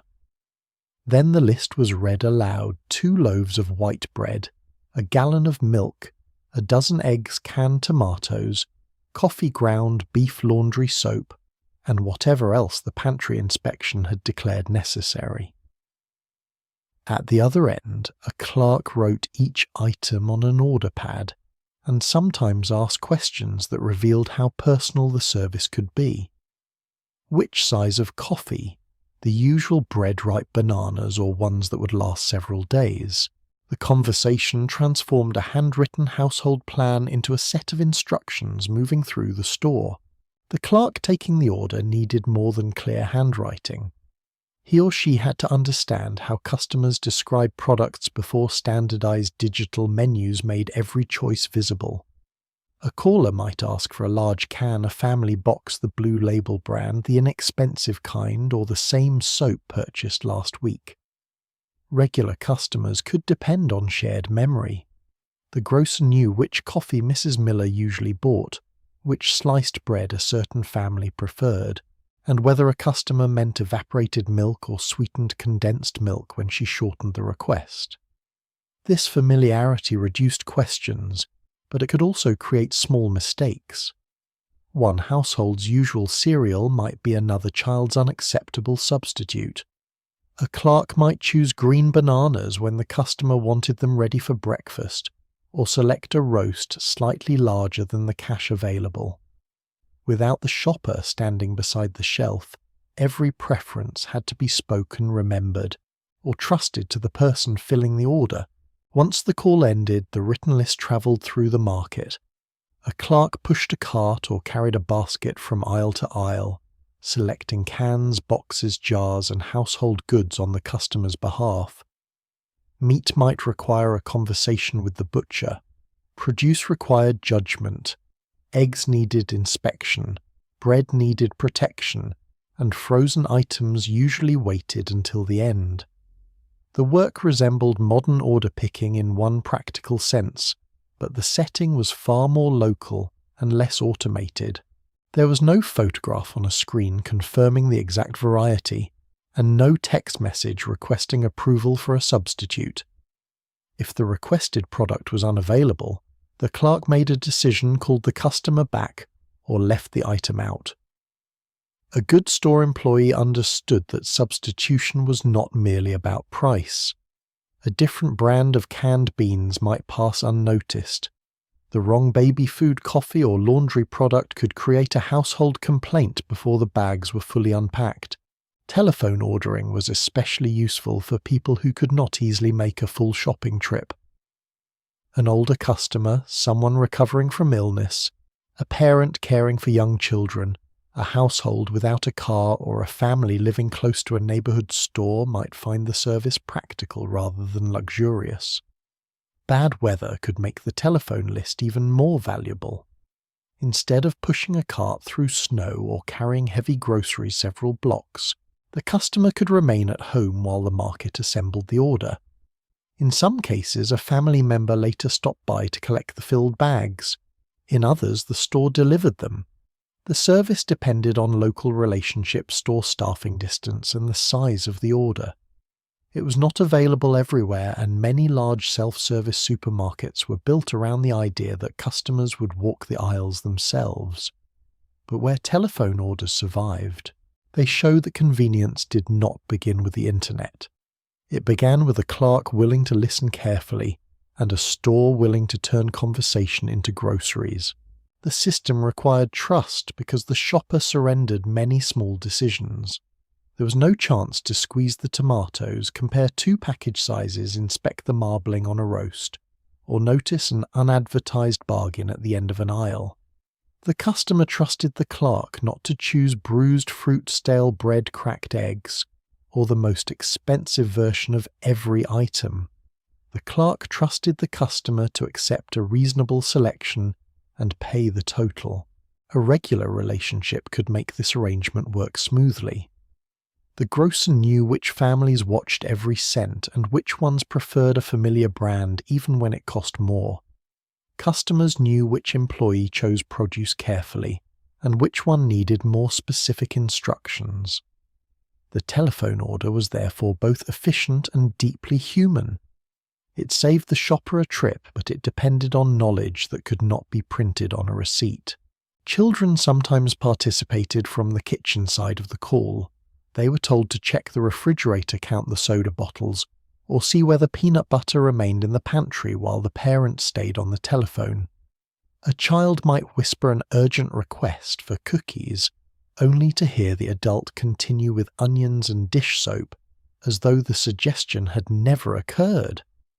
Because the order was spoken aloud, the family could hear the grocery budget taking shape one item at a time. There was less opportunity for an unauthorized cereal box to appear beneath the bread, but there was still room for negotiation before the call ended.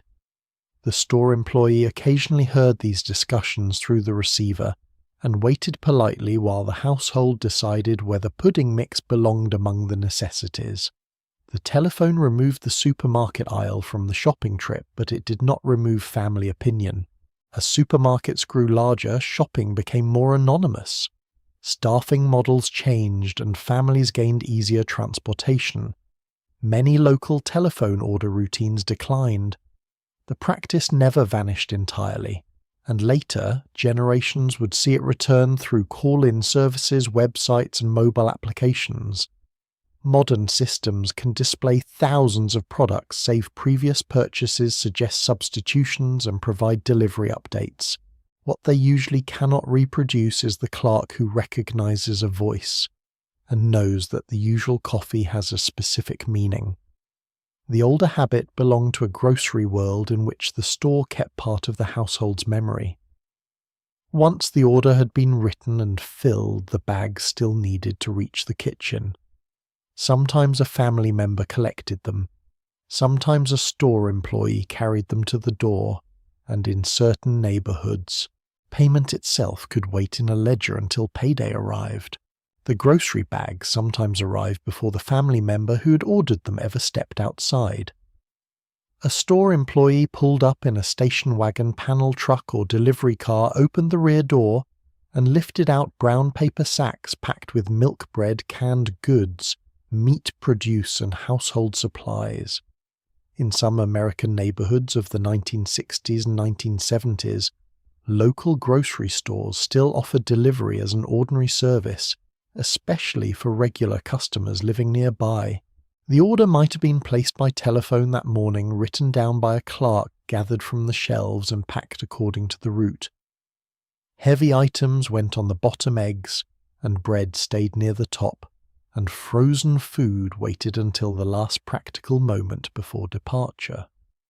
Delivery was not controlled by a map on a phone or tracked by a moving symbol on a screen. The customer knew approximately when the driver usually came, listened for a car door or knock, and kept the kitchen table clear so the bags could be brought inside. The driver's route depended on geography and familiarity.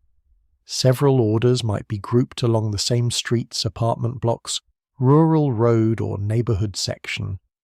A clerk who had delivered there before knew which house had a side entrance, which customer needed the bags carried into the kitchen, and which apartment required a long climb up narrow stairs. An older shopper might leave the door unlocked after recognizing the delivery vehicle. A parent holding a baby could direct the employee toward the counter without interrupting the rest of the household. In bad weather, the service became especially valuable. Snow-heavy rain, summer heat illness, limited mobility, or the absence of a family car could turn a routine trip into a difficult operation.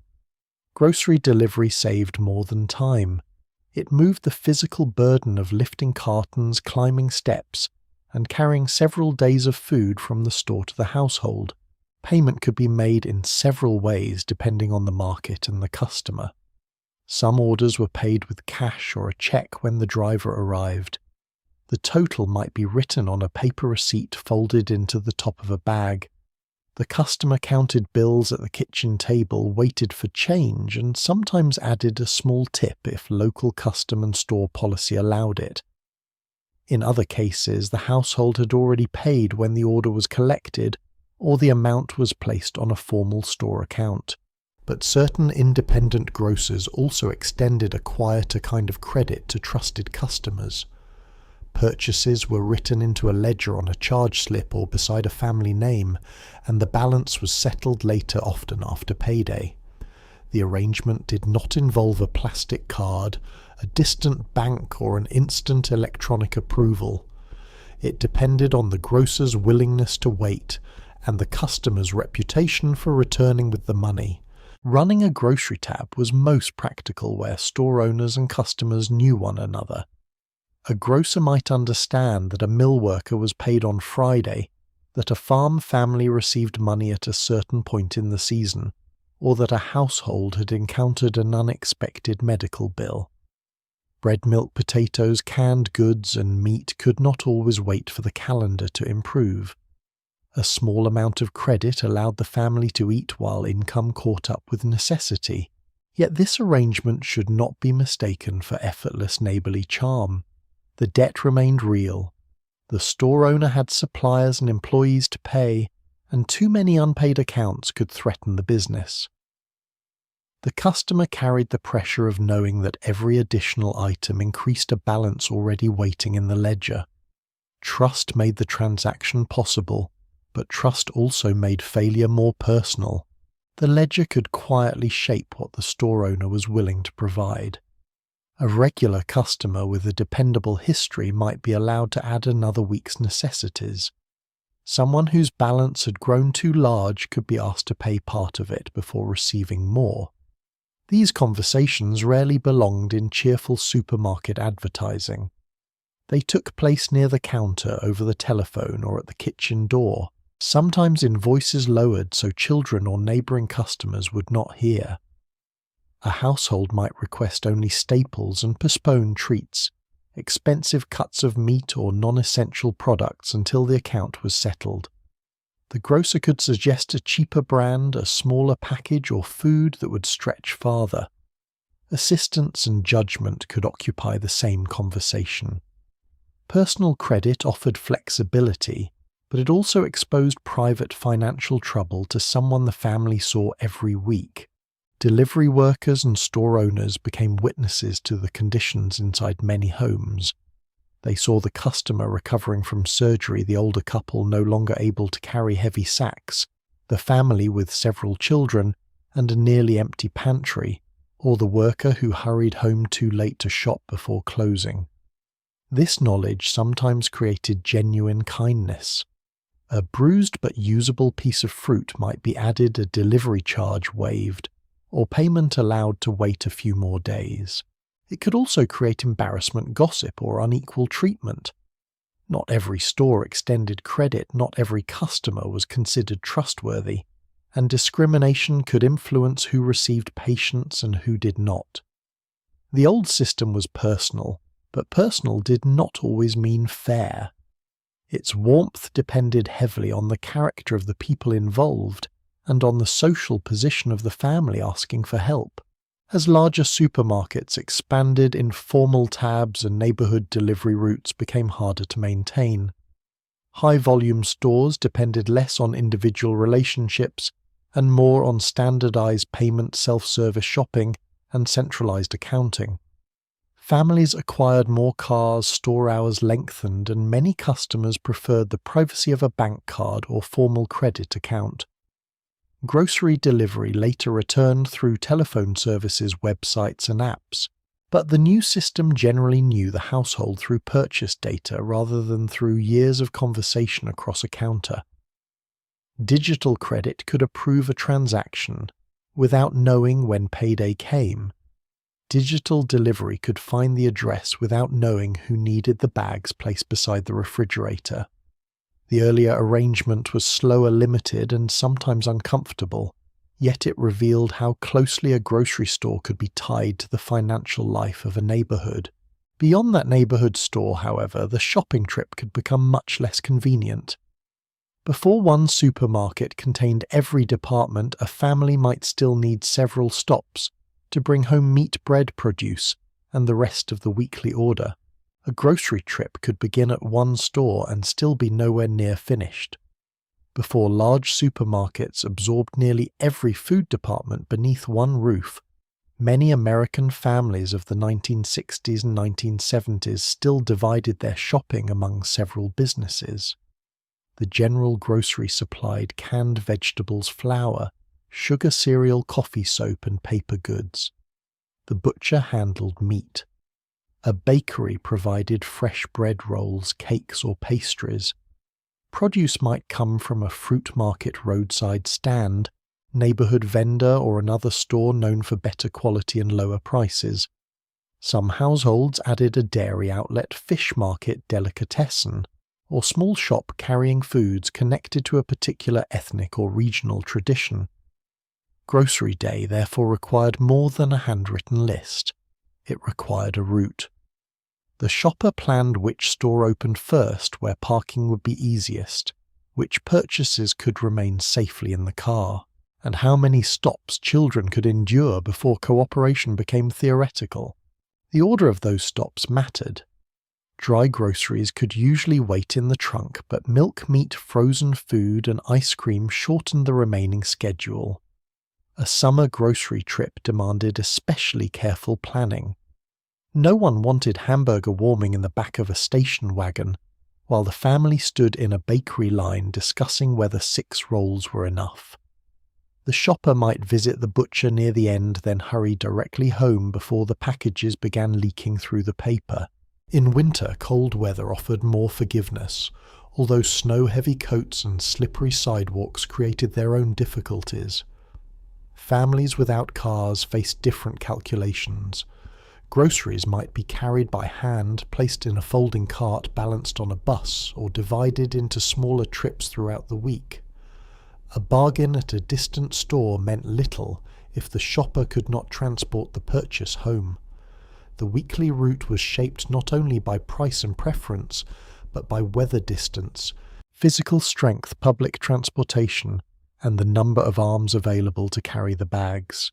Separate stores could offer knowledge that a broad supermarket aisle did not always provide. At the bakery, A customer knew when the bread had come from the oven and which rolls would remain soft until supper. A produce seller could point toward peaches ready to eat that evening, or firmer ones that would last until the weekend. A neighborhood delicatessen sliced meat and cheese according to the customer's instructions, rather than according to a package chosen somewhere else. In immigrant neighborhoods and communities shaped by distinct regional traditions, specialty stores carried familiar ingredients, cuts, bread, spices, and preserved foods that larger chains might ignore. Shopping could therefore become a series of conversations. The customer asked what was fresh, what was economical, and what would serve a family of 5. The merchant answered from direct knowledge of the stock. This personal service did not guarantee lower prices or perfect products, but it allowed the shopper to gather information before spending money. Multiple stops also made comparison more complicated. The supermarket circular might advertise inexpensive canned goods, while the butcher offered a better price on ground meat, and the produce market had tomatoes worth buying by the basket. A careful shopper could save money by dividing the list, but every additional stop cost time and possibly gasoline or bus fare. The cheapest item was not always the cheapest trip. A parent with young children had to calculate patience as though it were another household resource. Each store meant another entrance, another line, another chance for a child to request candy, and another set of bags to control. Rain turned the route into a transfer of wet coats, damp paper sacks, and hurried car doors. By the final stop, the shopper might accept a slightly higher price, simply because everyone involved had reached the end of useful negotiation. Efficiency was not laziness. Sometimes paying a few cents more was the only method of returning home before lunch became dinner. The separate store routine also shaped how often families shopped. Bread, milk, and produce did not always arrive during one enormous weekly expedition. A household might make a major supermarket trip, then return to a neighborhood shop for perishables several days later. Children could be sent to buy a loaf of bread, a quart of milk, or a missing can needed for supper, provided the store was close and the family considered the route safe. A parent might stop at the butcher after work or collect bakery goods on Saturday morning. These smaller errands kept local businesses connected to daily household life. Store owners recognized family members knew which child had been sent with exact change, and sometimes understood the request before the note was unfolded. The arrangement could feel personal and convenient when shops stood nearby.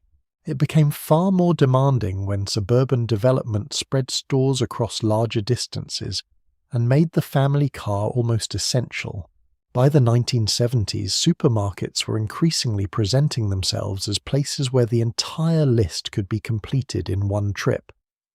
Meat counters, bakeries produce departments, frozen food cases, delicatessens, pharmacies, and household aisles expanded under the same roof. Large parking lots welcomed shoppers buying for a full week, while shopping carts grew capable of carrying an order that would once have been divided among several merchants. For busy families, this consolidation offered genuine relief. More women were combining paid employment with household work, family schedules were becoming crowded with school activities and commuting, and few people objected to eliminating 3 extra lines. Yet the gain in speed could come with a loss of regular contact. The shopper no longer needed to speak with the baker, produce seller, or shopkeeper. Packages could be selected, silently paid for at one register, and carried home without anyone knowing what meal they were intended to become. The older multi-store habit never disappeared completely. Farmers' markets, bakeries, butcher shops, ethnic groceries, produce stands, warehouse stores, and specialty markets continue to divide many modern shopping trips. What faded was the assumption that ordinary grocery day might naturally require several local merchants, each responsible for one part of the family table. The large supermarket made shopping simpler especially for households managing limited time transportation or mobility, but it also changed the relationship between the customer and the people who prepared or selected the food. Nowhere was that change more noticeable than at the meat counter. In the older routine, a shopper did not always choose a sealed package and move on. The next purchase could begin with a conversation across glass, a request for a certain weight, and a butcher who understood exactly how one cut was expected to feed 6 people. The butcher counter began with glass white paper, a hanging scale, and a conversation. Instead of lifting the first sealed package that looked roughly correct, a shopper could point toward a roast, describe the number of people expected at dinner, and ask whether it would be enough. In many butcher shops and staffed supermarket meat departments of the 1960s and 1970s, the purchase was still shaped by direct contact with the person cutting and wrapping the meat. The butcher might recommend a less expensive cut, trim away excess fat, divide a large piece, cut steaks to a requested thickness, or prepare a chicken in the form the household needed. A shopper feeding 6 people did not merely ask what looked best. She asked what could look generous after roasting what would remain tender after several hours, and what might leave enough for sandwiches the next day. The butcher understood that the answer had to fit both the dinner table and the grocery envelope. The request often began with size. A roast that appeared modest behind the glass could become smaller once cooked, while a cut containing bone might occupy more space on the platter than it provided in servings. Experienced shoppers learned to ask questions. How much shrinkage should be expected? Would this cut work in the oven, or did it need slower cooking with liquid? Could it be sliced thinly enough for several meals? The butcher knew which cuts tolerated long cooking, and which ones would become expensive disappointment if treated incorrectly. He could suggest chuck instead of a more costly roast, a whole chicken instead of selected pieces or soup bones that would give flavour to a pot of beans or vegetables. This advice was practical rather than decorative. The meat counter was where the family's expectations met the reality of price, weight, fat, bone, and appetite. A beautiful steak required little explanation. Feeding several people from a small roast required strategy. Custom service also meant that meat could be prepared for the way a particular household cooked. A customer might request ground beef made fresh from a selected cut, ask for a roast tied with string, or have a whole chicken separated into breasts, legs, wings, and back. The back and neck were not necessarily considered useless. They could enter soup, gravy, stock, or another meal where flavour mattered more than appearance. Liver, heart, tongue, kidneys, and other less fashionable cuts remained familiar in some homes, regions, and cultural traditions, especially when price or family custom gave them a place at the table. The butcher might slice liver, thinly cut stew meat into cubes, or save bones for a regular customer. Not every family bought the same items, and not every child greeted organ meat with enthusiasm. But the counter offered choices beyond the neat packages later associated with quick self-service. A purchase could be adjusted to a recipe, a budget, or a family tradition before it was wrapped. The wrapping itself was part of the experience. The butcher placed the cut on heavy paper, folded the sides inward, rolled the package tightly, and secured it with tape or string. The outside received the price, weight, and sometimes a handwritten description that would become important if the package went into the freezer. The paper felt cool and slightly damp when lifted from the counter. At home it might be carried directly to the refrigerator, or divided again at the kitchen table. If several packages looked alike, someone added a clearer label before frost erased confidence. A shopper buying meat for the week could leave the counter with a stack of white parcels whose contents were known through handwriting and memory rather than a bright photograph. One held tonight's supper, another was intended for Sunday, a third might wait until the household had enough time to cook it properly, Regular customers and butchers developed a form of shared household knowledge. The butcher remembered that one family preferred lean ground meat, another wanted thicker pork chops, and a third needed a roast that could survive an uncertain dinner hour without becoming dry. He might know which customer watched every cent and quietly point out the better value. A shopper in return learned which butcher trimmed carefully, which one gave useful advice, and which day the freshest delivery usually appeared. This relationship could save money, reduce waste, and provide confidence to someone unfamiliar with a particular cut. It could also be uneven. Service varied by store, and not every customer received equal patience or respect. Large supermarkets could feel more anonymous, while neighborhood butcher shops sometimes reflected the prejudices and divisions of the communities around them. Personal service was valuable, but personal did not automatically mean fair. The butcher counter also revealed how much work the household expected to complete after shopping. A whole chicken cost less than a tray of carefully separated pieces in many situations, but someone at home still had to cut, season, cook clean, and find a use for the remains. A large roast could feed the family economically, only if the leftovers returned as sandwiches, hash soup, or another meal. Bones became broth, because throwing away flavour made little sense. Fat might be trimmed, saved, or discarded according to family custom. The butcher simplified some tasks, but he did not remove the labour waiting in the kitchen. Convenience meant different things to different shoppers. One family paid more for a cut ready to cook. Another accepted extra preparation because the savings mattered. The meat counter allowed both approaches to exist side by side, separated by a sheet of glass and a few cents per pound. As centrally packaged meat and self-service cases expanded, the conversation became less necessary for ordinary purchases. Shoppers could select a tray by weight, inspect the price, and move on without waiting for assistance.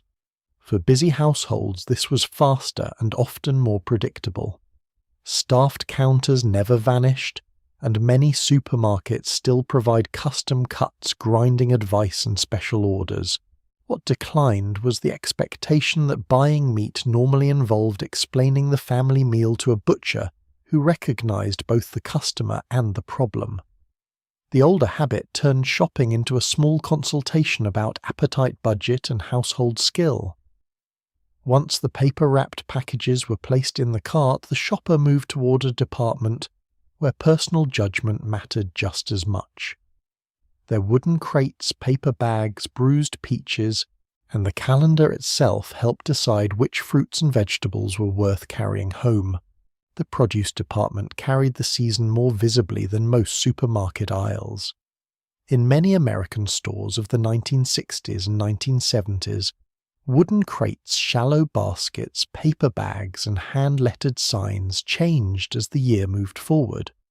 Summer brought peaches that bruised beneath a careless thumb, corn still wrapped in pale green husks, tomatoes soft enough to require a careful ride home, and watermelons that had to be thumped, turned, and judged with great seriousness. Autumn shifted the display toward apples, pears, squash, cabbage, and potatoes. Winter could narrow the colours while spring gradually returned. Strawberries, asparagus greens, and other produce, associated with a shorter local or regional season. The exact selection varied by climate, transportation, store size, and community, but many shoppers expected the department to change. They did not necessarily assume that every fruit and vegetable would be equally available, equally attractive, and equally affordable in every month. The calendar stood beside the scale, quietly influencing what went into the paper bag. Buying produce required the shopper to inspect rather than merely recognize a package. Apples were lifted one by one and checked for bruises. Lettuce was turned so the base could be examined. A melon might be smelled near the stem, tapped with a knuckle, or rejected because it felt too hard to serve that evening. Peaches presented a more difficult problem. The ripest ones promised flavour, but might not survive beneath the canned goods. Firmer fruit could last several days, but sometimes move from firm to spoiled without spending enough time in between. Tomatoes needed protection from the bottom of the cart and from children who believed the produce section was designed for rolling practice. Green beans were snapped or bent in some families to test freshness. Corn was partially peeled back despite signs asking shoppers not to do exactly that. Produce shopping was a quiet contest between experience, hope, and the knowledge that one damaged peach could perfume the entire paper bag before the family reached home. The amount purchased depended on how quickly the household could use it. Fresh produce did not wait patiently in the refrigerator while the family changed its plans. A head of lettuce could wilt, berries could mould, and bananas could pass from green to spotted, while everyone insisted they would eat one tomorrow. A shopper therefore considered the week's schedule before filling the cart. Were lunches being packed every morning? Would relatives visit on Sunday? Was there enough time to prepare green beans, peel potatoes, wash greens, or cut corn from the cob? Convenience foods were already changing American kitchens, but fresh produce still required washing, trimming, peeling, slicing, cooking, and clean-up. A low price on a basket of peaches looked generous in the store. At home it could become a deadline. The household had bought fruit, but it had also bought several days of responsibility. Seasonal abundance could make certain foods feel tied to a particular part of the year. The first good strawberries were noticed because they had not been sitting in the store with the same appearance and price for 12 months. Sweet corn belonged to summer suppers, often accompanied by butter salt napkins, and the firm understanding that neatness had temporarily been suspended. Apples arrived with school mornings, pies, lunch boxes, and paper sacks carried home from roadside stands or orchards in some regions. Citrus could be associated with winter, when oranges and grapefruit brought colour to breakfast tables, otherwise surrounded by canned or stored foods. These associations varied across the country. California, Florida, Texas, the Pacific Northwest, the South, the Midwest, and the Northeast followed different harvests and shipping routes. Urban neighborhoods with specialized produce markets could offer selections unlike those found in a small rural grocery. The seasonal pattern was never one national calendar, but many families still recognized that certain foods had a time when they tasted better, cost less, and seemed to appear everywhere at once. Price mattered as much as ripeness. When a fruit or vegetable was plentiful, it might become affordable enough to buy in larger quantities. When it was scarce, imported from far away, or offered outside its strongest season, the price could place it beyond an ordinary week's budget. Shoppers learned to substitute. Cabbage replaced lettuce. Canned peaches stood in for fresh fruit. Frozen vegetables filled the gap when fresh selection looked tired or expensive. Potatoes, onions, carrots, and other sturdy foods remained valuable because they lasted stretched meals and tolerated less than perfect storage. A family could not afford to discard half the produce drawer at the end of the week. The best purchase was not always the most beautiful item in the department. It was the one that could survive the household schedule and actually reach the table. A bargain that spoiled before supper was simply expensive compost, though few families used that phrase while removing it from the refrigerator. The produce department also reflected the practical limits of transportation and storage. Refrigerated shipping, improved highways, larger distribution systems, cold storage, and growing imports were already expanding choices during these decades, especially in larger supermarkets. The change did not occur all at once or evenly across the country. Some stores offered impressive variety, while others carried a shorter list of dependable items. Fruits and vegetables could travel farther than before, but distance did not always improve flavour. A tomato selected for shipping strength could arrive with a bright red surface and very little to say for itself. Shoppers sometimes preferred roadside stands, farmers' neighbourhood markets or backyard gardens because the produce had travelled fewer miles and had been picked closer to ripeness. Others depended on the supermarket because it was accessible, affordable, and open when the household had time to shop. The old produce habit was not simply buying local. It was learning how to judge what the store had that week and accepting that choice still had limits. Over the following decades, year-round availability became more familiar.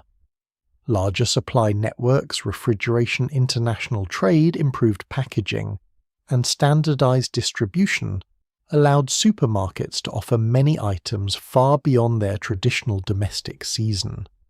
Shoppers gained convenience and variety, particularly in regions where winters had once narrowed the department considerably. Yet the older habit of reading the season from the produce display became less necessary. A child could grow up expecting grapes in winter, strawberries in several months, and salad ingredients whenever the family wanted them. Seasonal memory did not disappear, but it weakened. For earlier shoppers, abundance often created a different response. When peaches, tomatoes, corn beans, or berries became plentiful and inexpensive, the family did not always buy only enough for the week. A good sale could follow the groceries home and turn the kitchen into a temporary preservation room, with jars, freezer containers, boiling water, damp towels, and enough work to keep summer waiting on a pantry shelf until winter. A bargain on peaches, tomatoes, green beans, corn, or berries could change the entire mood of a grocery trip. What looked like an unusually low price in the produce department was not always treated as permission to buy a little extra for dessert. In many American households of the 1960s and 1970s, seasonal abundance could become a project large enough to occupy the kitchen for an afternoon, an evening, or an entire weekend. A shopper saw baskets of ripe peaches or boxes of tomatoes and mentally converted them into jars, freezer containers, pie-filling soup sauce or vegetables for winter suppers. The cart grew heavier, but so did the work waiting at home. Paper bags arrived on the counter damp from warm produce. Enamel pots, glass jars, metal lids, paring knives, colanders, towels, and handwritten labels appeared from cupboards and basement shelves. A good sale could save money, but only if someone was prepared to wash, trim, peel, cut, pack clean, and somehow keep children from eating the best fruit before the work began. The kitchen changed once preservation started. Peaches softened in bowls while water heated on the stove. Tomatoes left red stains on cutting boards and small splashes on cabinet doors. Green beans collected in piles that seemed to grow faster than anyone could trim them. Families who froze produce might blanch vegetables, cool them, drain them carefully and portion them into containers or freezer bags according to the equipment and practices they trusted. Others relied on canning traditions passed through relatives' community groups, agricultural extension guidance, or well-used instruction booklets. The exact methods varied, and not every household preserved food at home. Some lacked the time, equipment, storage space, or family knowledge. But where the habit survived, the kitchen became a small seasonal workshop. Steam clouded the windows. Damp towels covered the counter. Jars stood in rows. And every available surface seemed to be holding something too hot to touch or too important to move. The labour was often shared, though not always equally. One person peeled another cut, and older children snapped beans, shelled peas, washed fruit, or wrote dates on labels. A grandmother or experienced neighbour might supervise the process with the authority of someone who had seen what happened when a lid failed to seal or a jar cracked at the wrong moment. Family knowledge mattered because preservation involved both thrift and safety. Recipes, equipment, and recommended practices changed over time, and households did not all follow the same standards. The memory should not be mistaken for an invitation to revive outdated methods without modern guidance.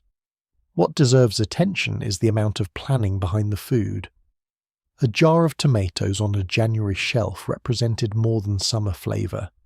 It represented a sale noticed a large purchase carried home several hours of physical work, and a family decision to convert temporary abundance into future security. Freezing offered another path, especially as home freezers became more common and useful. A chest freezer in a basement utility room or garage could hold cornberries, sliced peaches, meat bread and casseroles beneath a lid that seemed to release winter air in the middle of July. Packages were stacked, labelled and arranged with the optimism that everyone would remember what lay beneath them. Several months later, frost could soften the handwriting and turn carefully wrapped food into white parcels requiring investigation. Still, the freezer allowed families to preserve produce without filling shelves with jars and to buy larger quantities when prices were favourable. Its space became part of the grocery budget. Before placing another basket of berries in the cart, the shopper had to know whether the freezer contained room or only several unidentified packages, a loaf of bread, and a turkey that had been waiting since the holidays. Buying in quantity made sense only when storage and family appetite agreed. Produce was not the only food purchased for the future. Supermarkets sometimes promoted canned goods by the case, encouraging shoppers to buy enough soup, vegetables, fruit, tomato products, or juice to last for weeks or months. A case lot sale could turn the bottom of a shopping cart into a wall of cardboard. At home, cans were carried to pantry shelves, basement racks, utility room cabinets, or any dry space strong enough to hold the weight. Families with several children could use the same products regularly enough to make the purchase practical. Canned corn appeared beside meatloaf. Tomato sauce began spaghetti chili or a skillet dinner. Peaches and pears became quick desserts when fresh fruit was expensive or unavailable. Buying a case reduced the need for repeated trips and protected the household against a higher price later. It also required confidence that everyone would continue eating the product after the 20th can had entered view. Case buying created its own domestic management system. New cans were placed behind older ones so that food already in the pantry would be used first. Labels faced outward. Dented cans were inspected and shelves had to be strong enough to avoid becoming part of supper. A shopper who bought several cases without checking the pantry could discover that the household now possessed enough green beans for a very long relationship. Variety mattered, but sale signs encouraged enthusiasm. The low price looked irresistible in the store, while the stack at home revealed the true scale of the commitment. Yet for families watching inflation and feeding several people, a full shelf offered reassurance. It meant that snow illness a tight week before payday, or an unexpected guest would not leave the kitchen empty. The pantry held choices even when those choices arrived in nearly identical metal cylinders. These habits faded unevenly rather than disappearing. Many families still freeze garden produce, preserve seasonal food, or buy pantry staples in bulk. Warehouse stores and home gardening have given old practices new forms. What became less common was the assumption that an ordinary supermarket bargain should automatically produce hours of kitchen labour or several months of identical canned goods.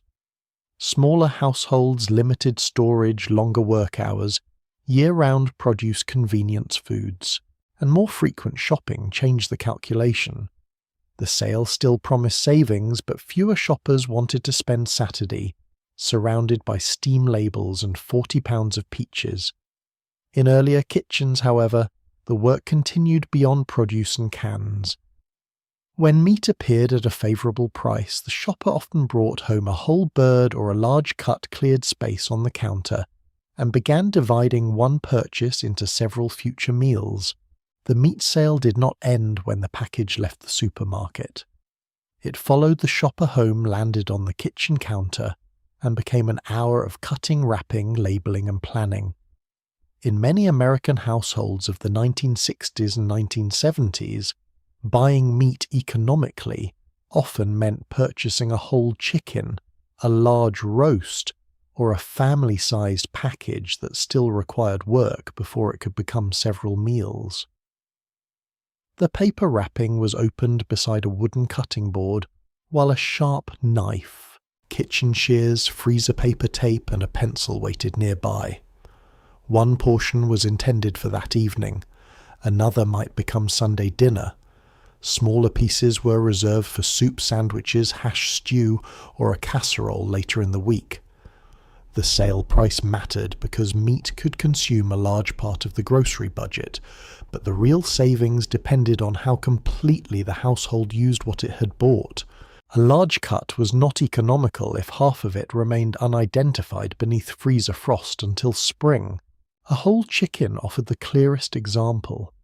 Instead of buying breasts, legs, and wings in separate trays, the shopper could bring home one bird and divide it according to the family's plans. The legs and thighs might be fried or baked. The breasts could be roasted, sliced, or saved for sandwiches. Wings and smaller pieces went into soup or a stock pot, while the back and neck added flavour to broth, gravy, or dumplings. The work required skill that many cooks had learned by watching a parent or relative rather than by following a printed guide. The knife had to find the joints. The skin was trimmed where necessary. The cutting board needed washing before another food touched it. Nothing about the process was glamorous, and the chicken rarely separated itself with the cooperation suggested by cookbook illustrations. Yet one purchase could provide several meals because the household understood that the less attractive pieces still carried value. Convenience had not yet persuaded everyone that only neat, boneless portions deserved a place in the cart. Large roasts and family packs required a different kind of arithmetic. A shopper might divide ground beef into smaller portions for meatloaf hamburgers, spaghetti-sauce chili, or a skillet supper. A roast could be cut into stew meat left whole for Sunday, or cooked once and planned across several meals. Pork chops bought in quantity were separated so the family did not have to thaw the entire package at once. The portions were judged according to the number of people expected at the table, not according to a modern factory package that had already made the decision. A parent feeding several children learned how much meat looked sufficient after potatoes, vegetables, bread, gravy, or noodles surrounded it. The main dish did not always need to dominate the plate. It needed to flavour the meal, satisfy appetite, and leave enough grocery money for everything else. The sale continued at the counter because someone still had to convert pounds of meat into a calendar.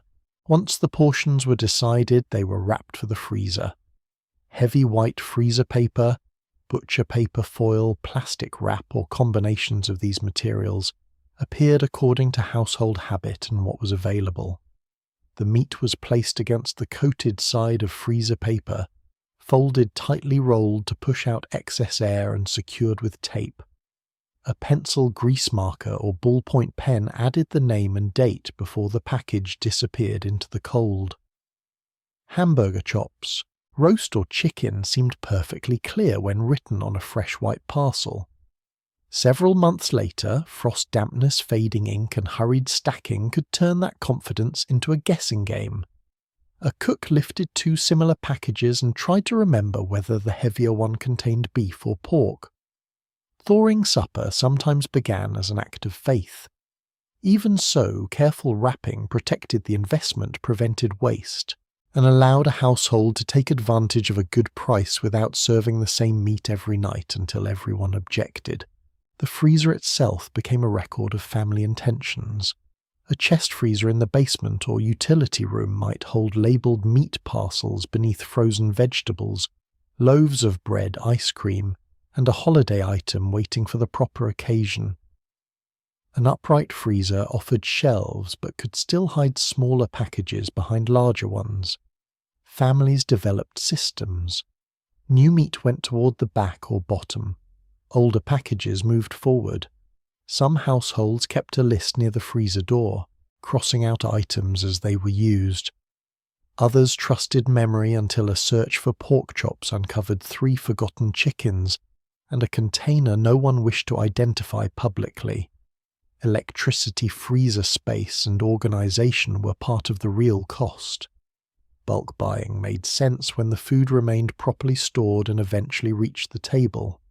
A sale was not savings if the package developed freezer burn, lost its label, or remained buried until the contents no longer inspired confidence.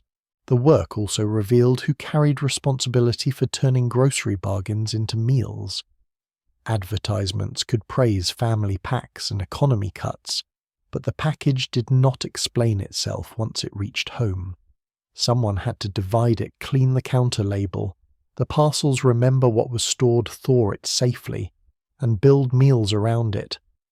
In many homes that labour fell largely to women, although fathers, grandparents, older children, hunters, farmers, and other family members participated according to household skill and tradition. The routine could provide security. A freezer containing several meals reduced the fear of an empty refrigerator before payday. It could also create pressure because every wrapped package represented a future obligation to cook. The freezer did not produce dinner. It merely postponed part of the decision until another afternoon. As supermarkets expanded their selection of boneless, skinless, individually portioned and ready-to-cook meat, fewer shoppers needed to perform the same amount of cutting and wrapping at home. Smaller households, busier schedules, changing tastes and limited freezer space also reduced the appeal of buying large cuts simply because the price per pound was lower. The old habit never disappeared. Families still divide bulk packages by whole birds and label freezer portions to control costs. What faded was the expectation that ordinary grocery shopping naturally continued into a second shift at the kitchen counter. Earlier shoppers accepted that a bargain might arrive unfinished. Once the last parcel had been taped and dated, the freezer door closed, and the household could feel prepared for several weeks. But preparation depended on another kind of schedule as well. The stores themselves did not remain open whenever a missing ingredient became inconvenient, and children accompanying the next shopping trip would have their own assignments before closing time arrived. The grocery trip had to begin early enough to finish before the store decided the day was over. In many American communities of the 1960s and 1970s, supermarkets did not remain open late into the night, and Sunday shopping could be limited by local custom store policy or laws that varied widely from one state and town to another. A handwritten sign near the entrance listed the hours, and the family learned to organize around them. Saturday afternoon might bring crowded aisles because everyone understood that waiting could mean facing a closed door. A parent leaving work late could not assume that milk bread or a missing supper ingredient would still be available at 10 o'clock. If the grocery trip was delayed, the household adapted. A neighbour might lend 2 eggs, powdered milk might replace fresh, or dinner might be rebuilt around whatever remained in the pantry. The closed supermarket was inconvenient, but it also made preparation feel necessary. Forgetting an item was not merely annoying. It could become the reason Sunday dinner contained no rolls, no dessert or a substitute that everyone was expected to accept without a formal investigation. Closing time gave the trip a rhythm. Shoppers entered with a list and moved deliberately, especially when the clock above the service counter was approaching the final hour. Employees began straightening shelves, gathering carts, and preparing registers for the end of the day. The butcher counter might close before the rest of the store, leaving only the packages already arranged in the refrigerated case. A bakery department could be nearly empty by evening. Produced displays showed the results of a full day of handling with fewer perfect apples and more lettuce requiring careful inspection. Shoppers who arrived late understood that choice had limits. The store might still be open, but the best loaf, the desired cut of meat, or the advertised special could already be gone. There was no instant order waiting at another location, and no guarantee that a larger store several miles away would remain open longer. The family either selected an alternative or changed the meal. Grocery flexibility was not an admired lifestyle quality. It was what happened when the last chicken had been sold. Children accompanying the shopper were rarely treated as passengers without responsibilities. In many families, grocery day assigned each child a small job suited to age and trust. One carried the coupon envelope and was warned not to lose it. Another held the shopping list, crossing out items as they entered the cart. An older child might return empty bottles, fetch a familiar box from the correct aisle, or push the cart while the parent inspected meat and produce. Younger children stayed close, held the side of the cart, or sat in the child seat, with clear instructions not to reach toward the glass jars. These assignments made the trip move faster, but they also taught the layout of the store and the order of household priorities. A child learned that milk came before cookies, that the advertised cereal was not necessarily the cereal being purchased, and that a coupon had value only if it returned safely to the cashier. Responsibility sometimes arrived disguised as permission to find the canned corn. The jobs came with rules. Children were expected not to run through the aisles, climb on the cart, squeeze the bread, touch every piece of fruit or open food before it had been paid for.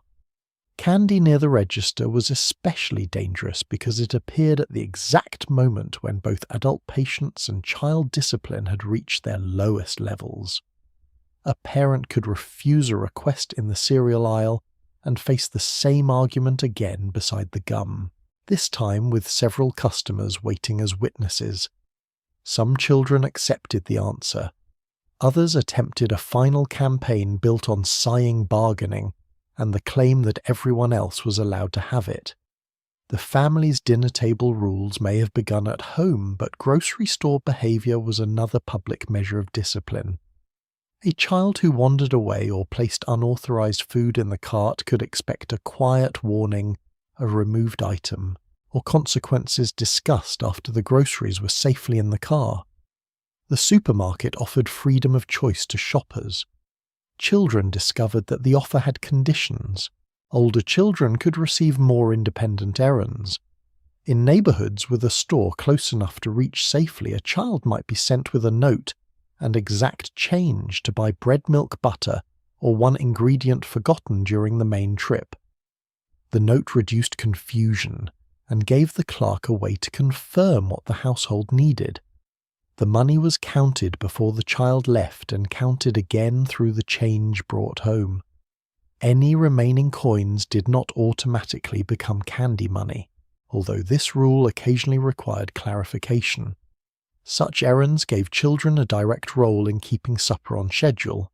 They learned how to wait in line, speak to a cashier, protect a paper bag, and resist spending household money on something more interesting. The task depended on neighborhood conditions, family judgment, traffic distance, and the child's age. It was never universal. But where it was common, the small grocery errand became an early lesson in trust. The family needed one loaf of bread, and the child was responsible for making sure that one loaf reached the kitchen.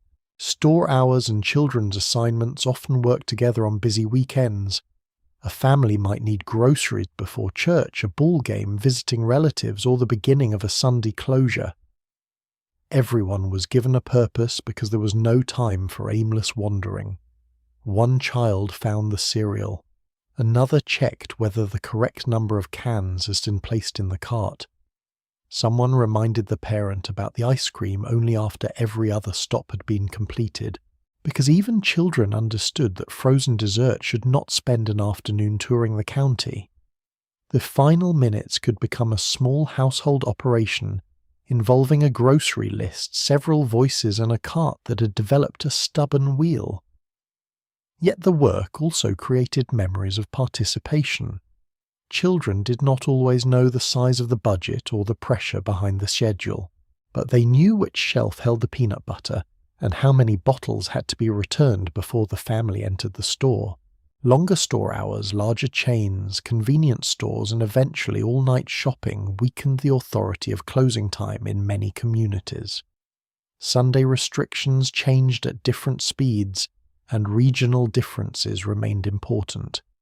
Children still accompanied adults and still performed errands, but family shopping became easier to divide, postpone, or complete at unusual hours. A forgotten ingredient could be replaced later in the evening rather than borrowed from next door.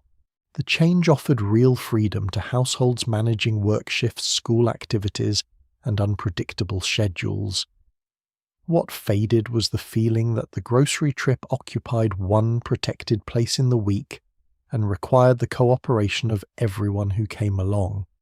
Once the store hours had been checked, the coupon secured, and the children assigned their jobs, one skill remained at the center of the entire trip. The experienced shopper knew what ordinary staples should cost and could recognize a genuine bargain before any advertisement, loyalty card, or telephone application offered an opinion. The experienced shopper carried a price list that existed nowhere on paper. It lived in memory, built one grocery trip at a time from repeated purchases of bread, milk, coffee, eggs, canned tomatoes, flour, sugar, detergent, hamburger, and the other staples that returned week after week. In many households of the 1960s and 1970s, the person responsible for the grocery budget knew what these ordinary items usually cost at the regular store, and often at competing markets nearby. A newspaper advertisement could print the word special in enormous letters, but the shopper still judged whether the number beneath it was genuinely unusual. A can reduced by only a few cents might not justify changing stores. A lower meat price could matter greatly if the package contained enough bone or fat to reduce what actually reached the table. The shopper did not need a telephone application to display a price history. She remembered what the same coffee had cost last month, what hamburger usually cost before the holiday, and whether the family-sized box had quietly become smaller while the price remained familiar. This memory developed because the same decisions had to be made repeatedly. The shopper entered the bread aisle knowing the normal price range of the family's preferred loaf and the cheaper brand that could replace it during a tight week. She knew which size of detergent lasted through the greatest number of laundry days, and whether a coupon made the larger box worthwhile. At the meat counter, she compared price per pound with bone fat and the number of meals the cut might provide. In the canned goods aisle, she recognized when a store brand offered a real saving, and when a name brand on sale had fallen below its usual competitor. The knowledge was rarely perfect, and package sizes made comparison difficult. But regular shopping created a mental map of value. The shopper did not remember every item in the supermarket. She remembered the products that formed the household's foundation, because an increase in any one of them could disturb the rest of the list. During the inflation-conscious 1970s, that knowledge became especially important for families whose wages did not always rise as quickly as household expenses. A shopper could notice price changes before reading about them in the newspaper, because the evidence appeared directly on packages and register totals. Coffee that once fit comfortably into the list began demanding a larger share of the envelope. Meat specials influenced more dinners, sugar canned goods, and cleaning products were purchased more carefully when their familiar prices shifted. The response was not always dramatic. Families changed brands, reduced quantities, substituted ingredients, waited for sales, or crossed an optional item from the list. A roast became ground beef. Fresh fruit became canned fruit. A prepared product gave way to ingredients that required more work at home. The mental price list helped the shopper identify where the grocery budget had changed and where the family could change with it. Household adaptation often happened quietly, one smaller package and one revised meal at a time. Price memory also protected shoppers from the performance of a sale. Supermarket advertisements were designed to attract attention, and a bright sign could make an ordinary reduction feel important. The experienced shopper looked beyond the lettering. She checked whether the sale applied to the size the family actually used, whether several packages had to be purchased, and whether the price at another store was still lower. A display stacked high at the end of an aisle did not automatically indicate savings. Sometimes it simply indicated that the store had built a very confident wall of canned soup. The shopper who knew regular prices could walk past it without feeling that an opportunity had been lost. This was one of the least visible grocery skills. No coupon was clipped, no stamp book was filled, and no dramatic bargain was announced at the table. Money was saved because something unnecessary remained on the shelf. The skill was shared in different ways. Some parents explained prices to children as they moved through the store, pointing out why one package was chosen over another. Older children sent on small errands learned the normal cost of bread or milk because they had to return with the correct change. Couples divided the knowledge according to what each person bought most often. A grandparent might remember prices with extraordinary precision because years of managing a limited income had made comparison automatic. The details varied across families, regions, and stores, and many modern shoppers still carry similar knowledge. What declined was the expectation that one household shopper would personally remember the price-preferred size storage level and likely use of nearly every staple the family required. As shopping became more divided among household members and prices became connected to loyalty accounts, digital coupons, temporary promotions, delivery fees, and changing package sizes, the old mental list became harder to maintain. The 25 grocery habits in this story did not all vanish completely. Paper lists still appear on kitchen counters. Families still clip coupons, save cash in envelopes, divide bulk meat, return bottles, shop seasonally, reuse bags, and recognize a suspicious sale. Staffed butcher counters, small markets, grocery delivery, and personal service continue in many communities. What changed was how often these habits were necessary and how tightly they were connected to one weekly trip. Grocery shopping became faster, stores stayed open, longer payment became quieter, selection expanded, and machines took over work once performed by clerks, cashiers, and household memory. Those changes saved time and created real convenience. They also made the older trip feel more distant. The newspaper circular spread across the table, green stamps drying in a booklet, prices stamped onto cans, bottles rattling beneath the cart, and brown paper sacks waiting for several more jobs at home. Perhaps that is why these routines remain so easy to remember. They were not grand family occasions, yet they repeated often enough to become part of the structure of childhood and home. The person holding the list knew what remained in the pantry, what the family would eat, what could wait, and what the budget would allow. The work involved planning, restraint, carrying, storing, wrapping, counting, and remembering, much of it completed without recognition, because supper appearing on the table was treated as the natural result. Some of these habits deserve to remain in the past. Others still contain useful lessons about waste value preparation and the labour hidden inside convenience. So when an old price sticker, stamp book, bottle carrier, or handwritten list brings back a particular store and a particular person, preserve that memory.